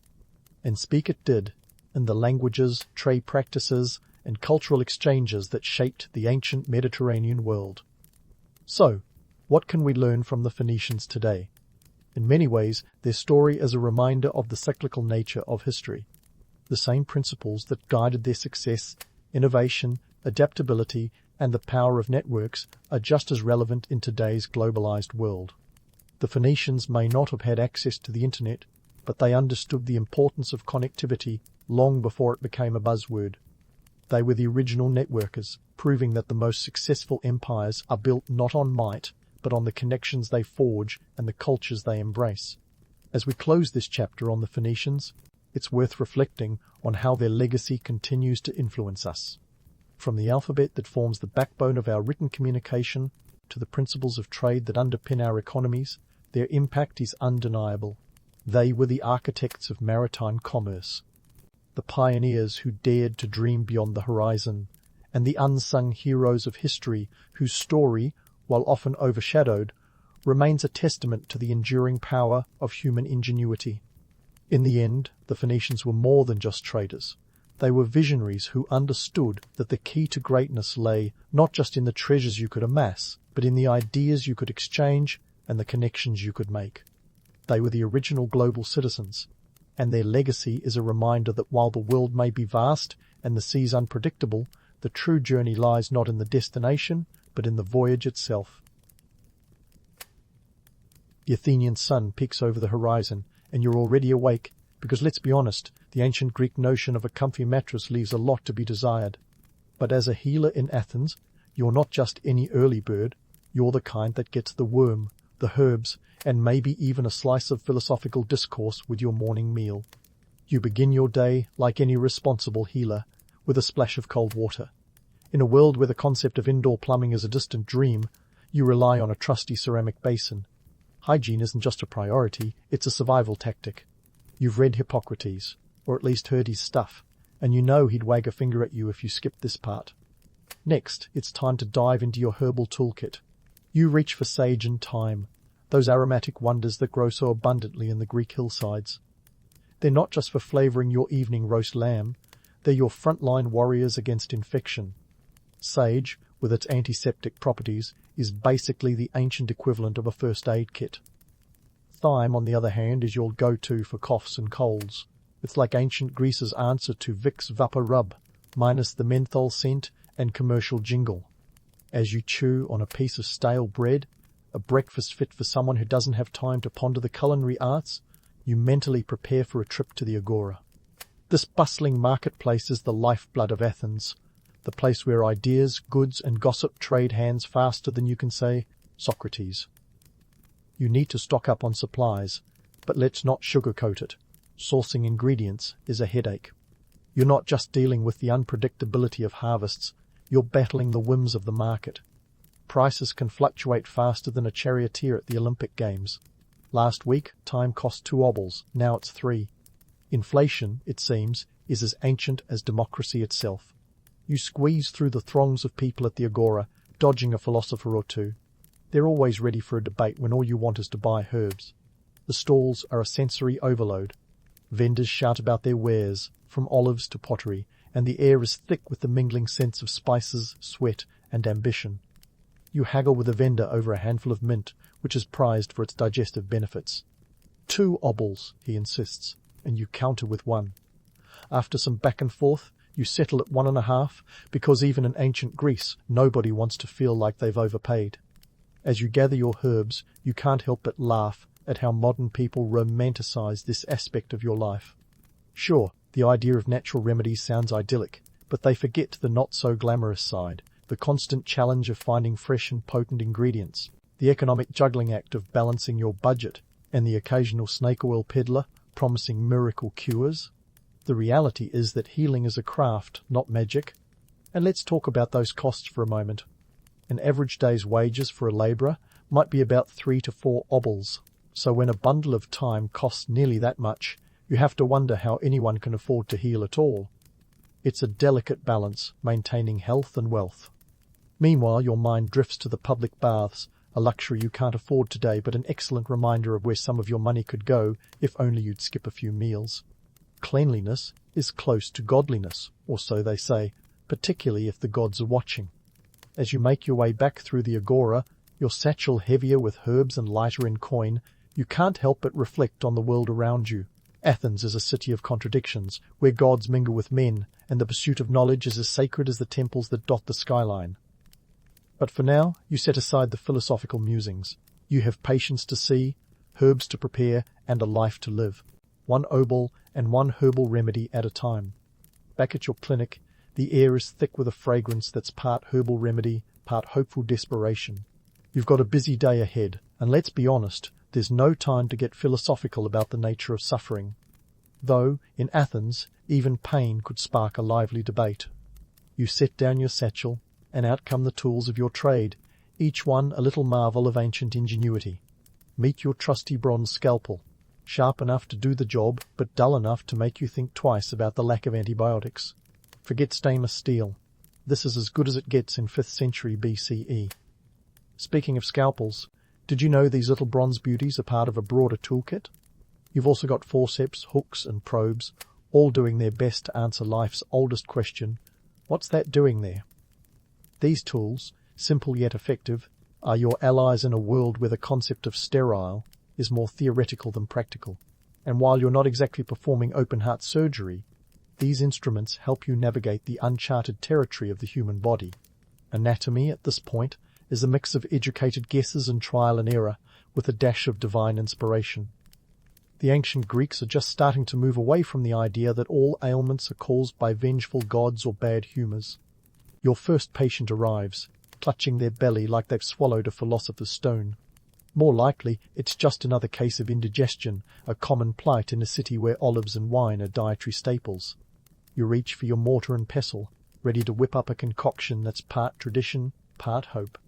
A pinch of mint here, a sprinkle of fennel there, and you've got yourself a remedy that's about as effective as placebo. But hey, it's ancient medicine. The economy of healthcare in Athens is a curious beast. You charge your patients a few obols for your services, a modest fee that keeps you afloat, but just barely. It's a delicate balance between helping others and keeping your own stomach full. Next up is a young lad with a fever that could rival the Athenian summer sun. Your options are limited, but you're not about to let that stop you. You wrap his forehead with a cloth soaked in vinegar, hoping to draw out the heat. If that doesn't work, you might try a bloodletting session, because what's better for a fever than a little exsanguination? It's a brutal method, sure, but when you're working with limited knowledge and resources, sometimes you have to get creative. The economic dynamics of your practice are as challenging as diagnosing a complex ailment. You've got wealthy clients who pay more for a private consultation, sometimes even tossing in a little extra for the privilege of discretion. Then there are those who can barely afford a handful of herbs, yet you never turn them away. The Hippocratic Oath, or the spirit of it, nudges you to do no harm, and sometimes that means doing it for free. In a city where wealth and poverty coexist in a delicate dance, your clinic is a microcosm of Athenian society. As the day rolls on, you start to notice patterns in your patients' ailments. It's the same story, painted in slightly different shades: stomach issues, fevers, the occasional battle wound from a skirmish that got out of hand. You're not just treating bodies, you're treating lives moulded by the economic and social currents of Athens. The political climate is tense, democracy is a volatile experiment, and the Peloponnesian War looms like a dark cloud. People turn to you not only for physical healing, but also for reassurance in uncertain times. By mid-afternoon, you're knee-deep in the gritty realities of ancient medicine. Your clinic, with its simple wooden benches and shelves lined with clay jars, is a haven for those seeking relief from the aches and pains of a life lived in the shadow of the Acropolis. Every patient is a reminder of the precariousness of existence, a balancing act between health and hardship. Yet, despite the limitations, there is a certain romance to it all, a sense of purpose that transcends the mundane challenges of ancient life. As the sun begins its descent, casting long shadows over Athens, your practice slows to a trickle. The last patient of the day, an elderly woman with aching joints, thanks you with a sincerity that could warm even the most cynical heart. You offer her a salve made from willow bark, a nod to the future discovery of aspirin. It's not a miracle cure, but it's a step in the right direction, and sometimes that's enough. With the day's work done, you take a moment to reflect on the paradox of healing in ancient Greece. It's a world where mythology and medicine intersect, where the human body is both sacred and mysterious.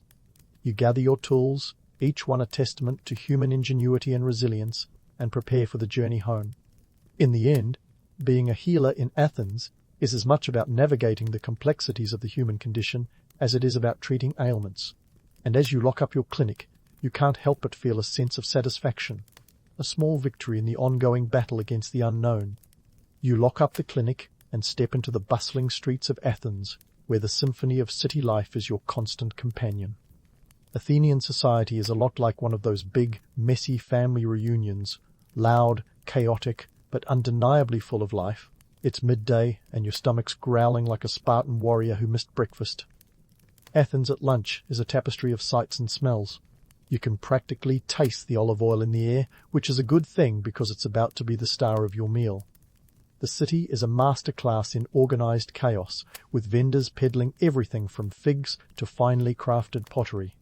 And yes, while the agora might sound like a romanticized hub of philosophical debate, it's really more like an ancient version of a crowded food court, minus the air conditioning and pretzel stands.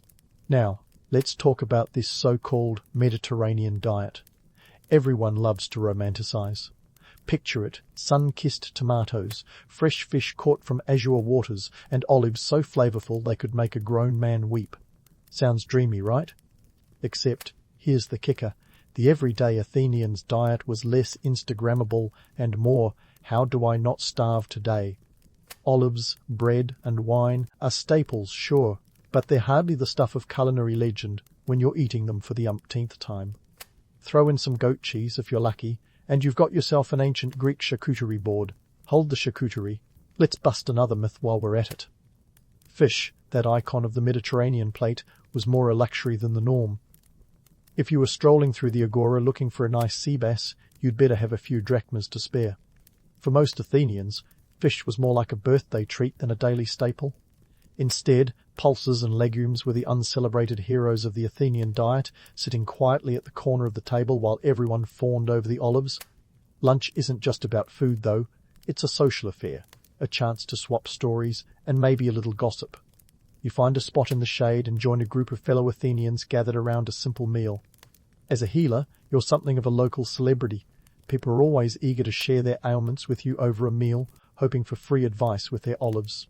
And you, ever the professional, offer a listening ear, even if your professional opinion is that half of these folks just need to drink more water and maybe lay off the wine. Speaking of wine, let's debunk another romantic notion, the idea that Athenians were all sophisticated connoisseurs of the grape. The truth is, wine was more a necessity than a luxury, diluted with water to make it last longer and keep you from stumbling into a philosophical debate you're not ready for. The average Athenian drank it not just for its taste, but because it was safer than the questionable water supply. In a city without modern sanitation, choosing between a glass of wine and potentially dodgy water was a no-brainer. As you sip your watered-down wine and nibble on a piece of barley bread, more brick than baguette, you reflect on the cultural norms that shape these meals. Athens is a city that thrives on conversation, where ideas are as much a part of the meal as the food itself.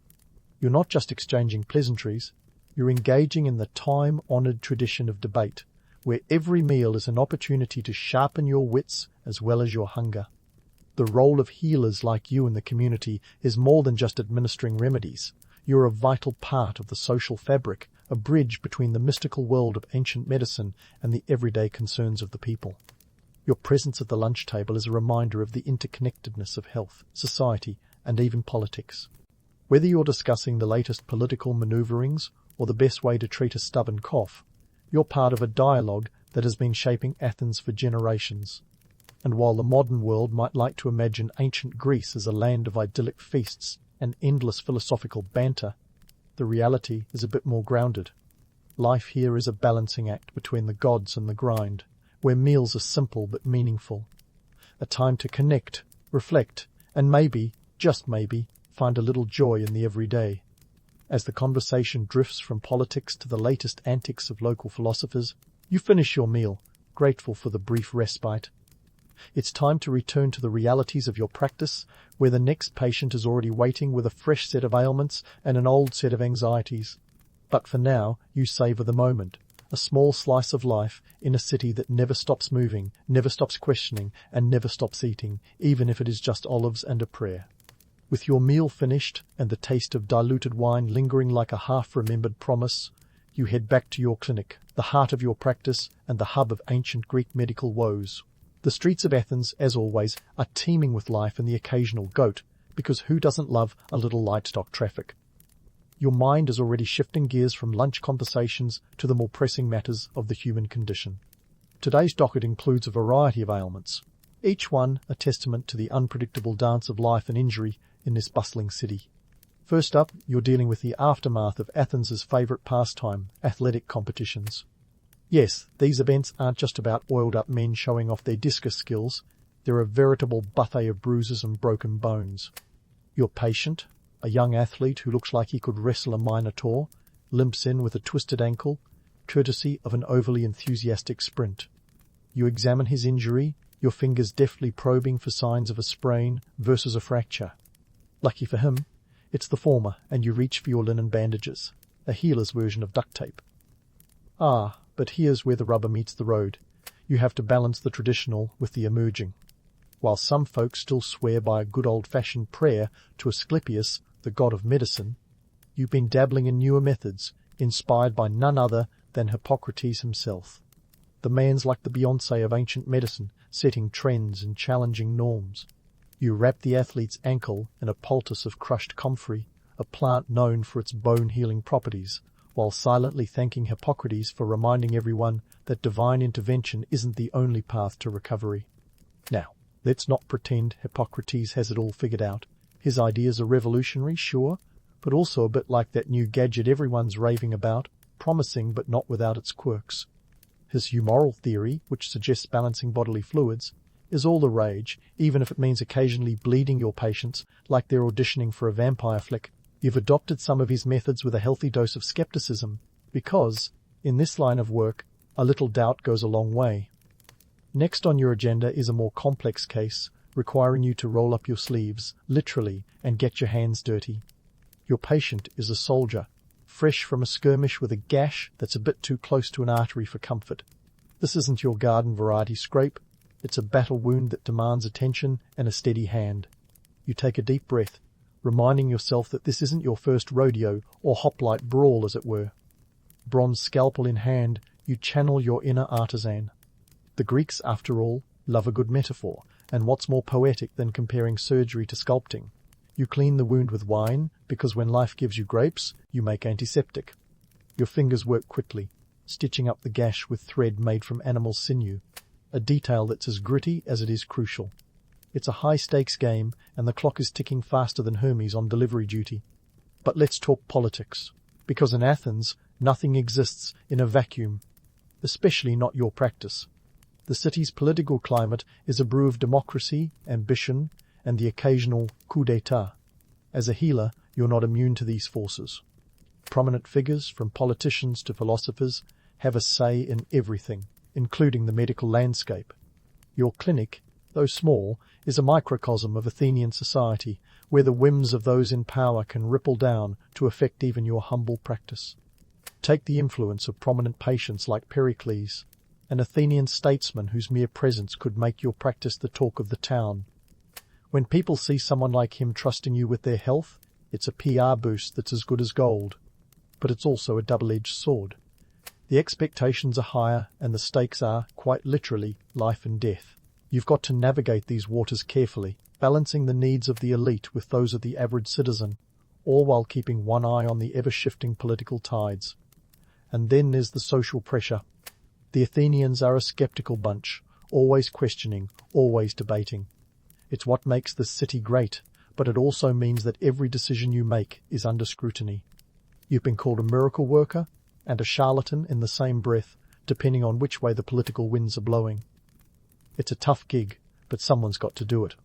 As you wrap up your day, you find yourself reflecting on the delicate dance between tradition and innovation.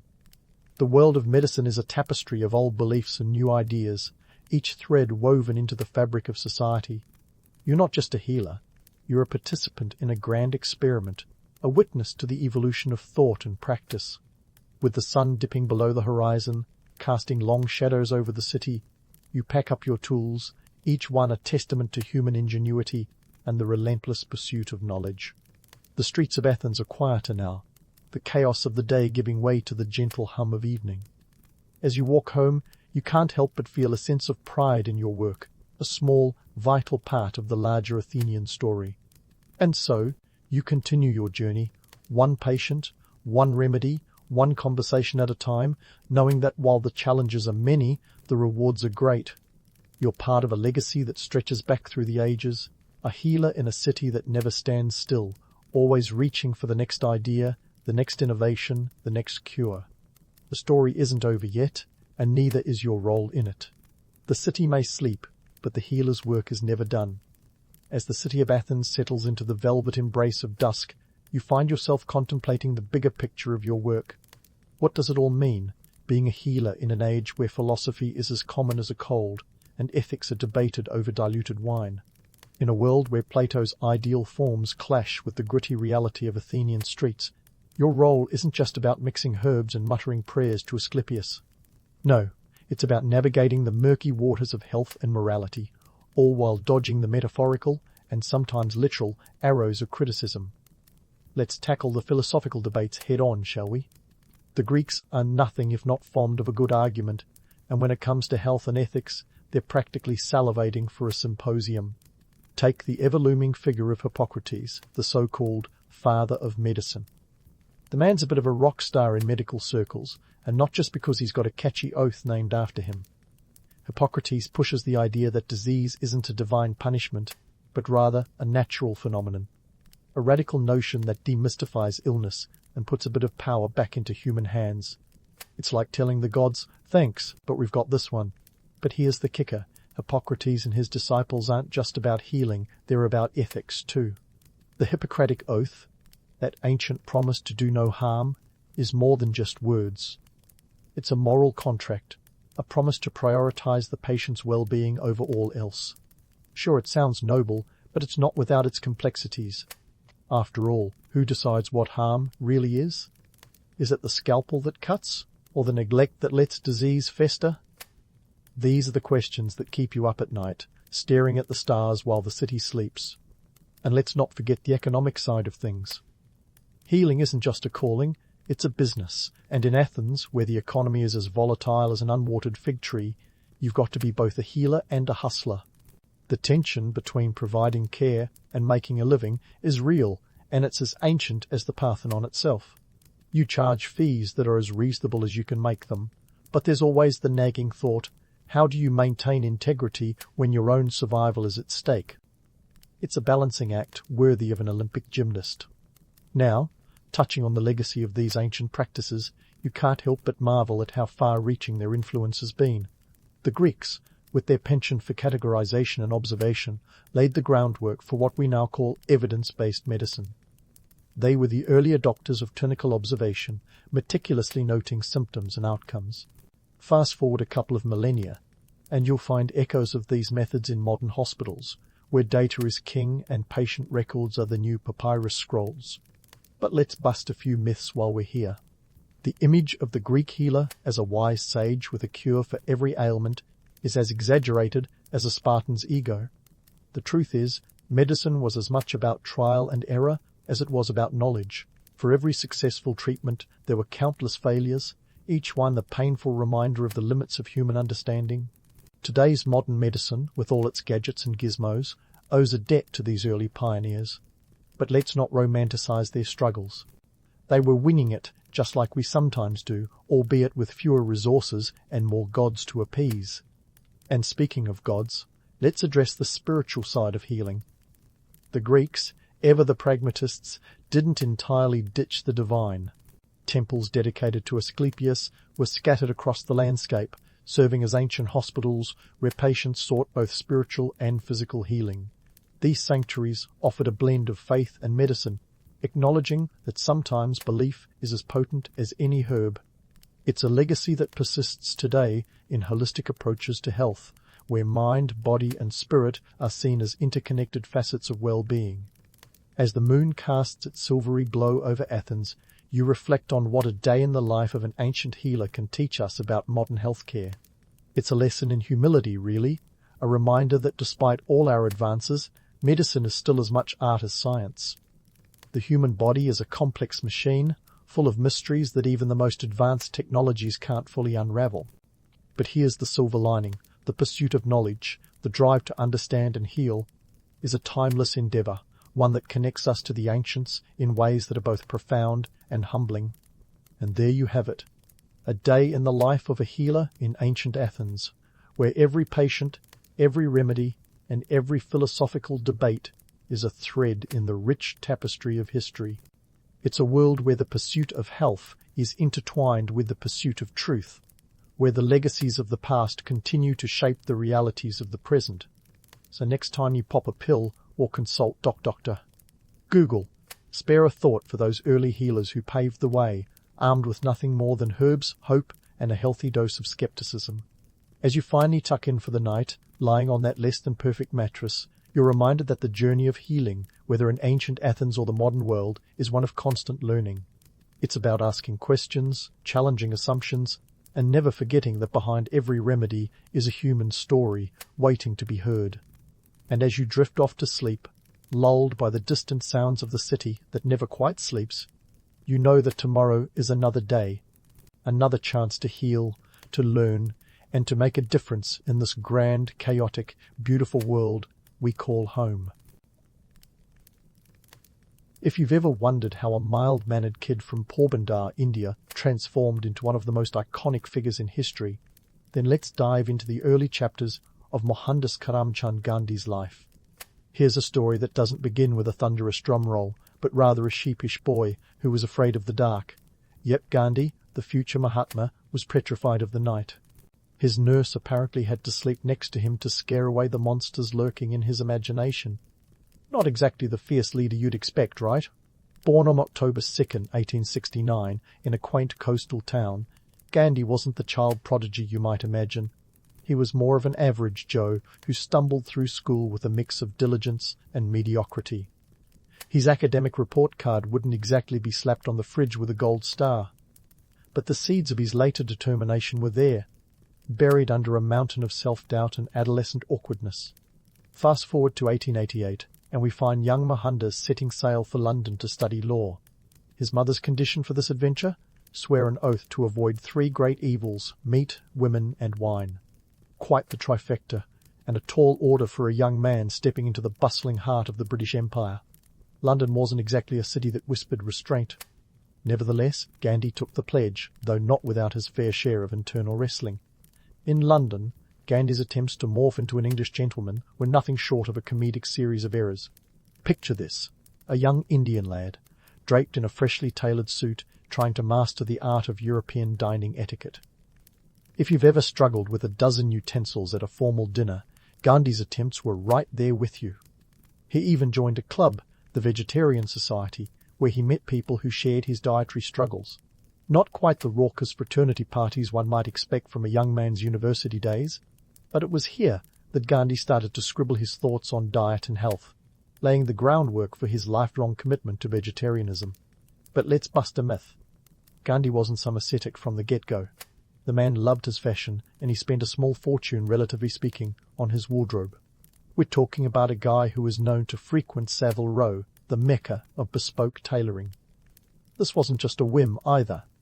Gandhi genuinely believed that to be taken seriously in English society, he had to look the part. Spoiler, his style evolution would take a sharp turn later, but we'll save that fashion faux pas for another day. Graduating in 1891, Gandhi returned to India, where his legal career stumbled out of the gate like a horse that didn't hear the starting gun. His first case was a disaster. Picture Gandhi, standing in court, utterly tongue-tied, eventually returning his client's fee in sheer embarrassment. This was hardly the stuff of legend, and it's fair to say that at this point the prospect of a great legal career seemed as distant as his London days. In 1893, the winds of change blew Gandhi to South Africa for a case. He was 23, and this trip would be the crucible that forged his path toward becoming the Mahatma. South Africa was a tinderbox of racial tension, and Gandhi's experiences here were a rude awakening. The infamous train incident in Pietermaritzburg, where Gandhi was unceremoniously booted from a first-class compartment despite holding a valid ticket, was a slap in the face, literally and metaphorically. It was a defining moment, not just for Gandhi, but for history. This wasn't just a personal affront, it was a microcosm of systemic injustice. South Africa was where Gandhi's legal battles morphed into a broader fight for civil rights. He became the voice for the voiceless, advocating for the Indian community against oppressive laws. It was here that he honed his philosophy of satyagraha, or truth force, which would later become the cornerstone of his non-violent resistance movement. The idea was simple yet revolutionary: fight oppression with a steadfast refusal to retaliate with violence. Talk about turning the other cheek in a world that was quick with a slap. In those early days in South Africa, Gandhi faced plenty of challenges, both personal and political. He navigated a tricky landscape of racial discrimination while trying to maintain his own principles. For instance, when he was thrown off that train, he didn't storm the station in protest. Instead, he quietly resolved to fight the injustice with every fibre of his being. You could say he was the original keep calm and carry on advocate long before it became a meme. Let's not romanticize it, though. Gandhi's path was fraught with missteps and human failings. He wasn't a saint in waiting, he was a man grappling with the complexities of his time. But through it all, he held tight to his belief in the power of peaceful resistance, a concept that would ripple across the globe, inspiring countless movements for justice. So, that's a glimpse into the early life of Gandhi, a man who started as a frightened boy and grew into a figure who would challenge empires.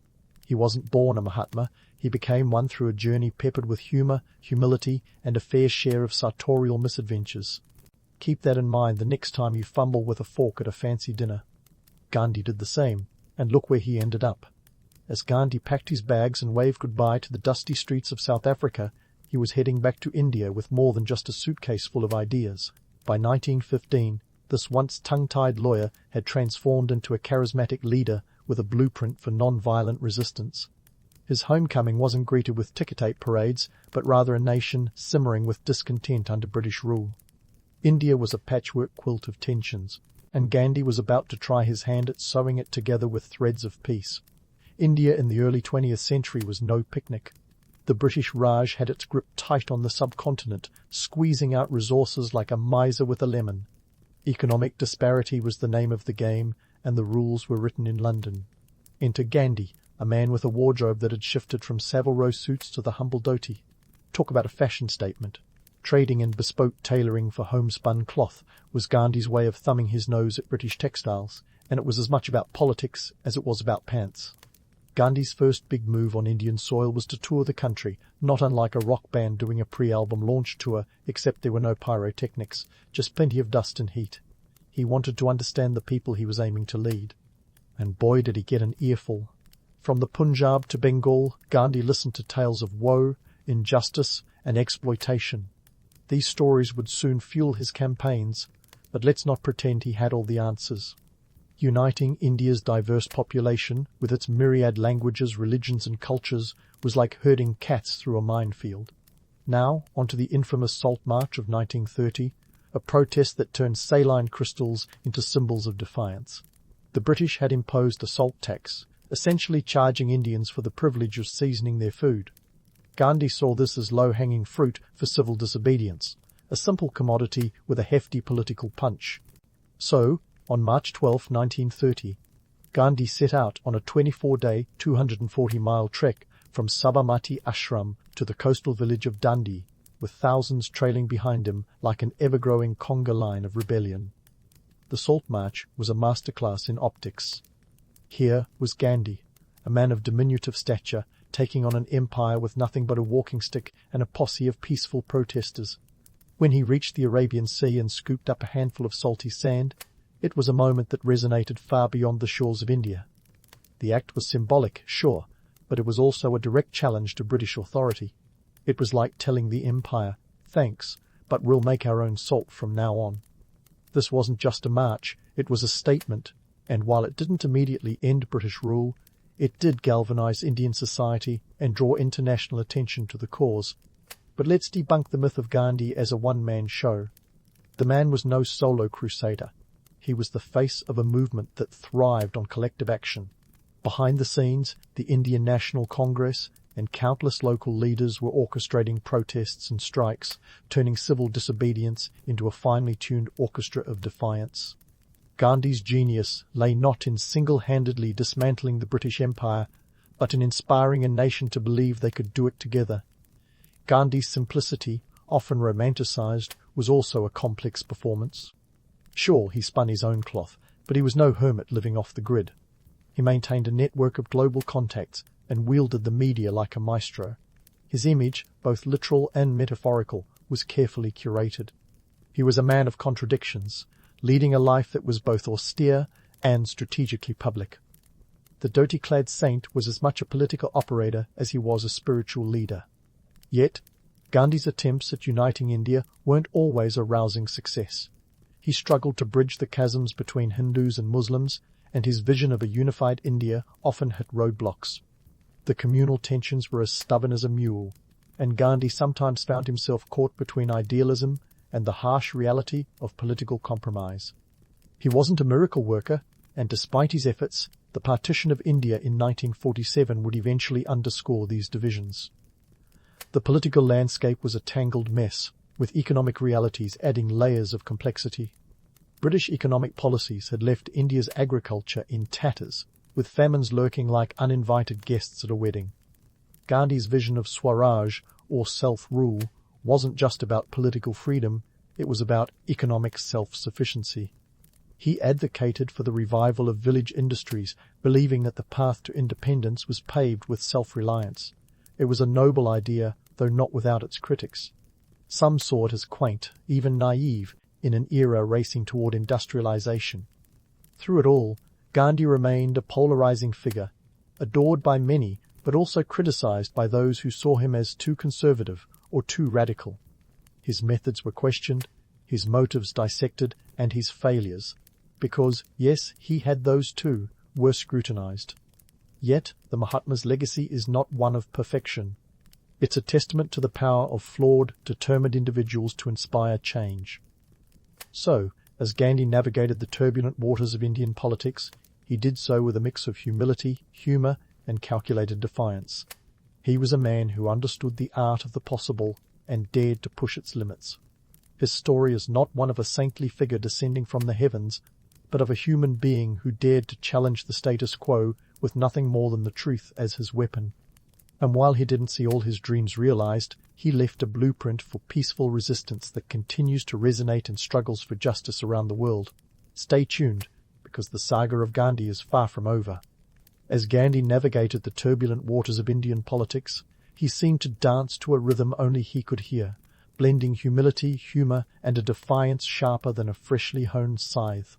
Yet, behind that serene visage was a mind wrestling with doubts and dilemmas that would give any modern political strategist a run for their money.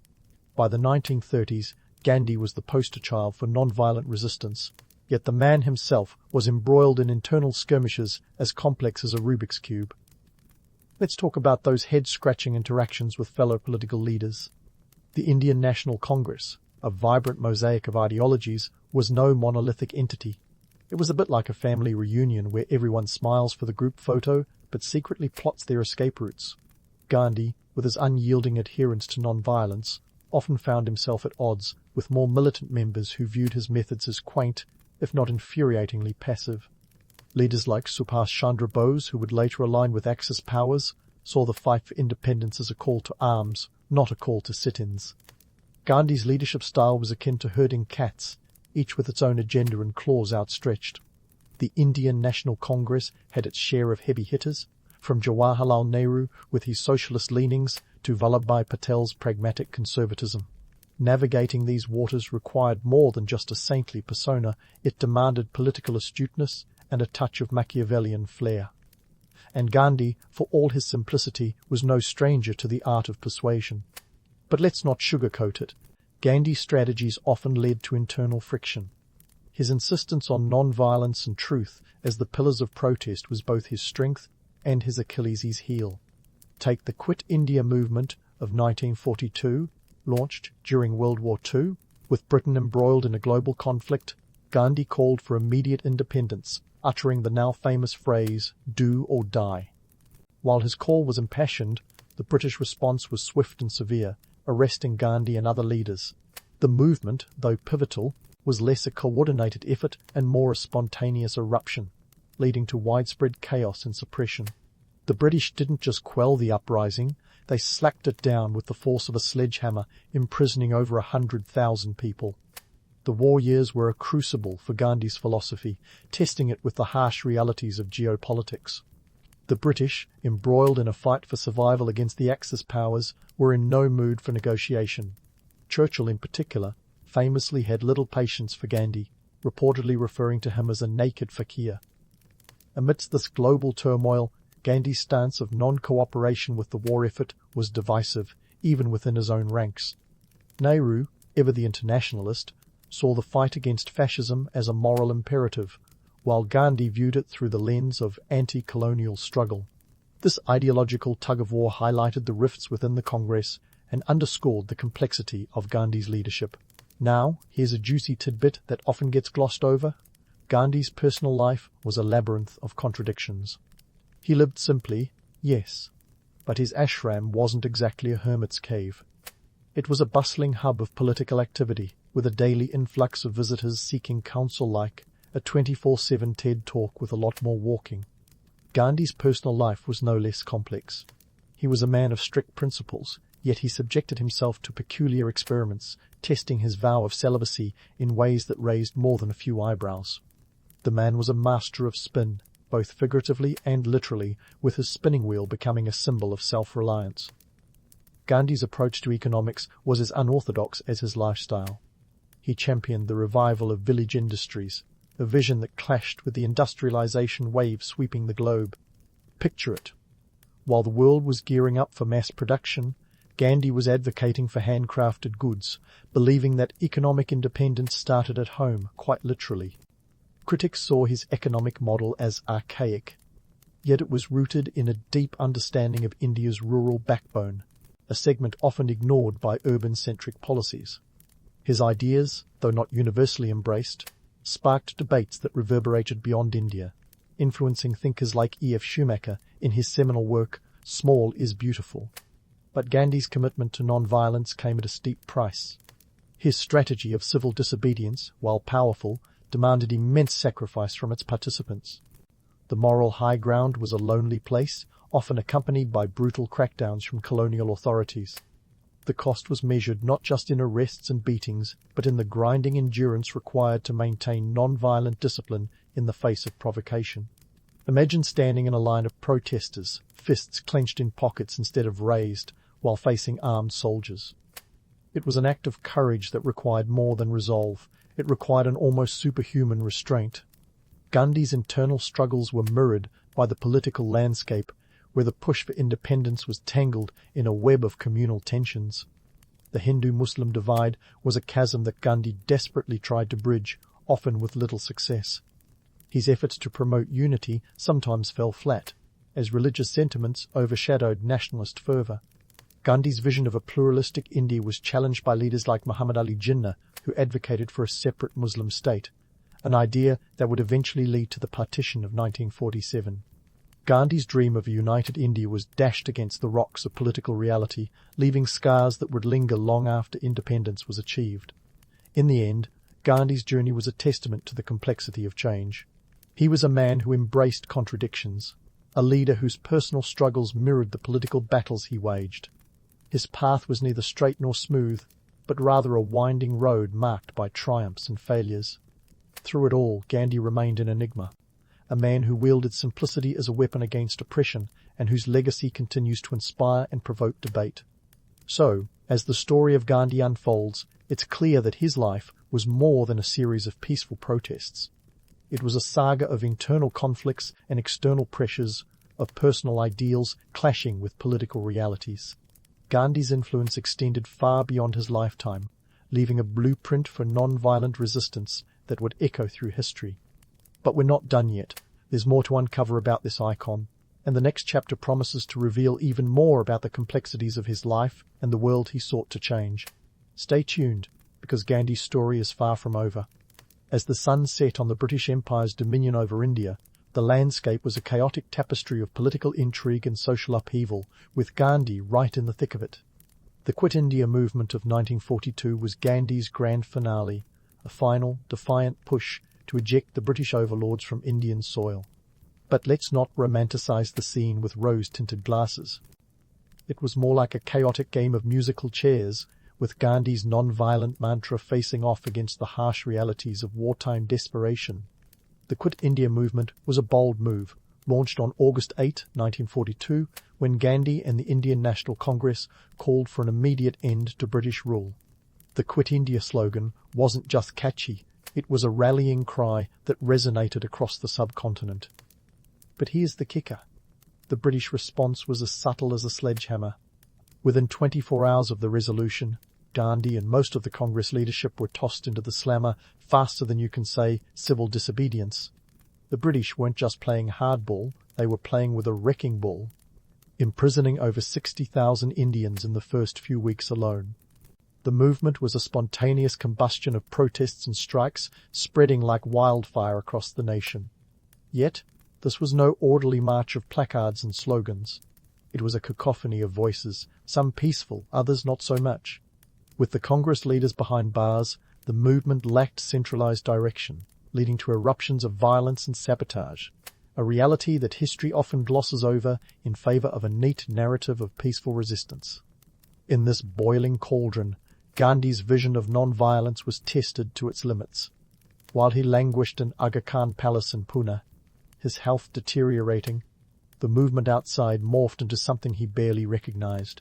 The British clamped down with brutal efficiency, imposing martial law in several areas and leaving a trail of blood and broken hopes. Gandhi's faith in the purity of non-violent protest was shaken, but he held firm, even as the world around him seemed to implode. The Quit India movement, though crushed with ruthless precision, sowed the seeds of change. It was like a slow-burning fuse that would eventually ignite the powder keg of independence. The British realized they were fighting a losing battle, not just in maintaining control over India, but in sustaining the moral high ground. The war effort had drained their resources, and India's push for freedom became an inconvenient truth they could no longer ignore. Fast forward to the post-war period, and we find the British Empire in a state of economic and political exhaustion.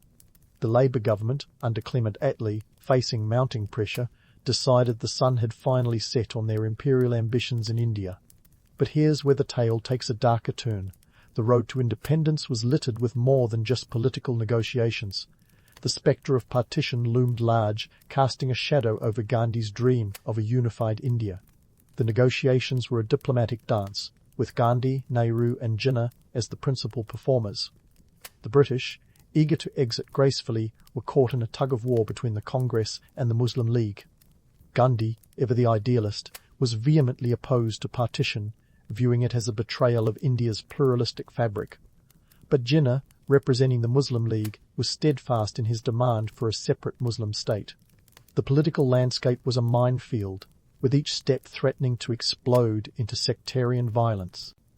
The infamous Mountbatten Plan of 1947 was the British attempt to carve out a solution, albeit with the finesse of a butcher with a dull knife.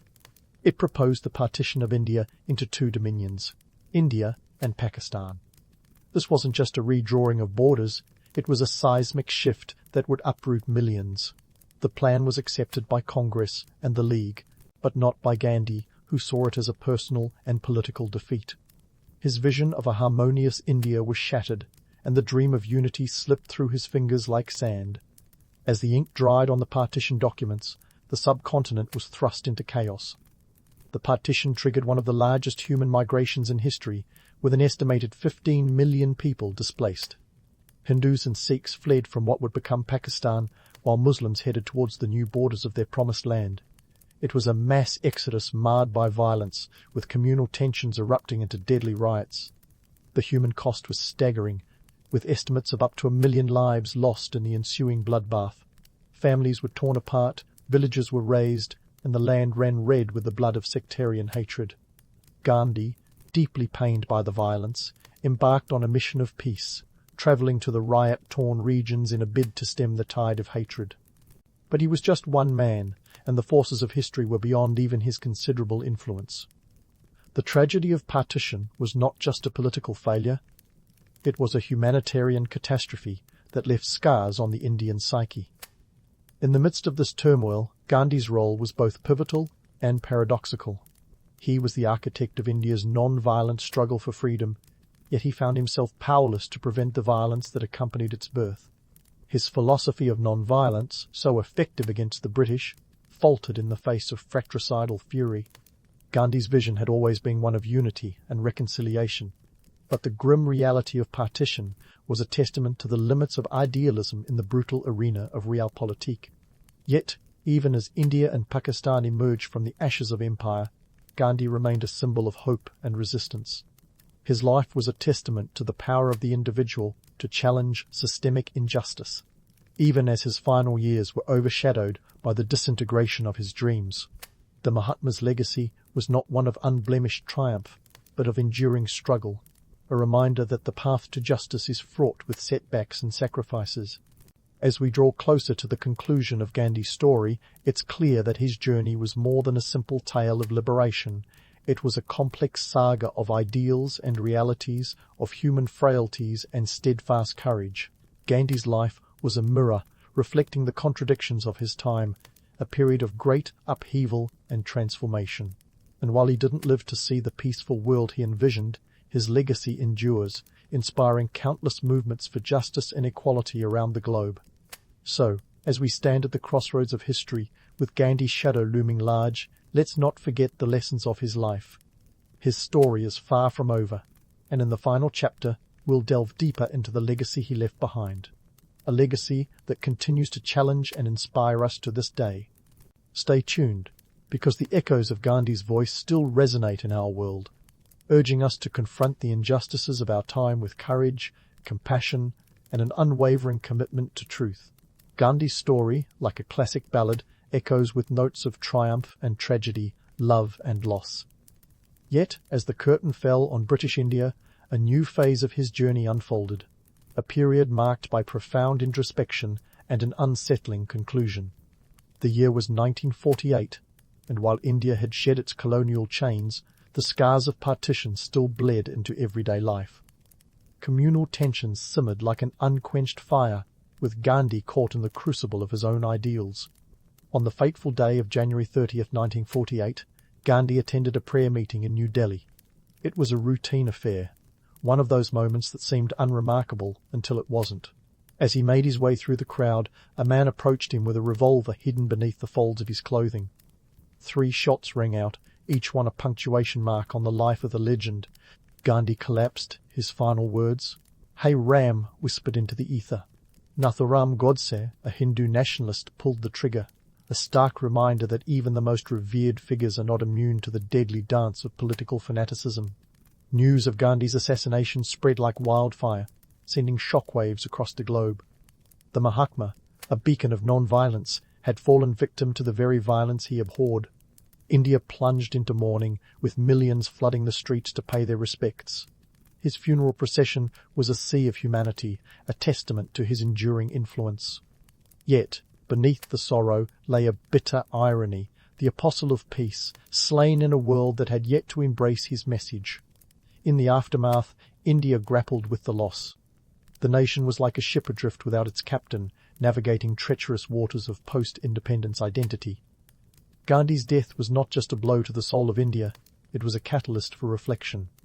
His dream of a unified India had been dashed, yet his legacy was a living testament to the power of ideas over empires.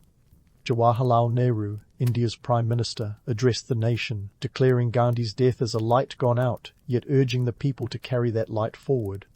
But let's not sugarcoat it. Gandhi's legacy was and is a complex tapestry. His philosophies have been adopted, adapted, and occasionally twisted to fit various narratives. In some corners, he's idolized as a saint, a mythical figure whose life was a parable of purity and sacrifice. In others, he's critiqued as an impractical idealist, a man whose visions were out of step with the geopolitical realities of his time. The truth, as always, lies somewhere between the halo and the harsh spotlight. Economically speaking, Gandhi's ideas were a mixed bag. His call for self-reliance and the revival of village industries was a noble pursuit, yet it clashed with the burgeoning wave of industrialization. Post-independence. India, hungry for development, veered towards heavy industry and centralized planning. Nehru's dream of a modern nation. Gandhi's vision of economic self-sufficiency, though well-intentioned, seemed quaint in an era racing towards mechanization. Yet, it sparked discussions that continue to this day, as the world grapples with sustainability and economic disparity. Politically, Gandhi's legacy is a study in contrasts. His non-violent resistance inspired countless movements worldwide, from the civil rights movement in the United States to anti-apartheid struggles in South Africa. Martin Luther King Jr. famously drew from Gandhi's playbook, proving that the principles of satyagraha transcend borders and time. Yet, in modern India, Gandhi's teachings are sometimes overlooked in the hustle for economic growth and political clout. Non-violence, once a cornerstone of resistance, faces stiff competition from more aggressive forms of activism. Socially, Gandhi's influence is a kaleidoscope of contradictions. His advocacy for untouchables, whom he called Harijans or children of God, was groundbreaking, yet it also faced criticism for being paternalistic. His personal experiments with celibacy and asceticism, while intriguing, often raised eyebrows. The man was an enigma, balancing public persona with private complexities. A reminder that even the greatest figures are anchored in human frailty. In today's world, Gandhi's legacy is both celebrated and scrutinized. His image graces currency notes and statues, yet his philosophies challenge us in ways that are often uncomfortable. The call for non-violence in a world brimming with conflict, the push for simplicity in an age of consumerism. These are the paradoxes that keep Gandhi relevant. His life was not a finished script, but a narrative in progress, inviting each generation to write its own chapters of justice and peace. As we wrap up this historical journey, let's not forget that Gandhi's story is not just a relic of the past. It's a living testament to the power of conviction, a reminder that the path to justice is rarely straight and never easy. His life was a symphony of ideals and actions, of dreams and realities, an unfinished masterpiece inviting us to listen, learn, and act. So, as the echoes of his voice continue to resonate, let's carry forward the torch he lit, confronting the injustices of our time with courage, compassion, and an unwavering commitment to truth. In the end, Gandhi's legacy is not merely a chapter in history but a call to action, a testament to the enduring power of the human spirit.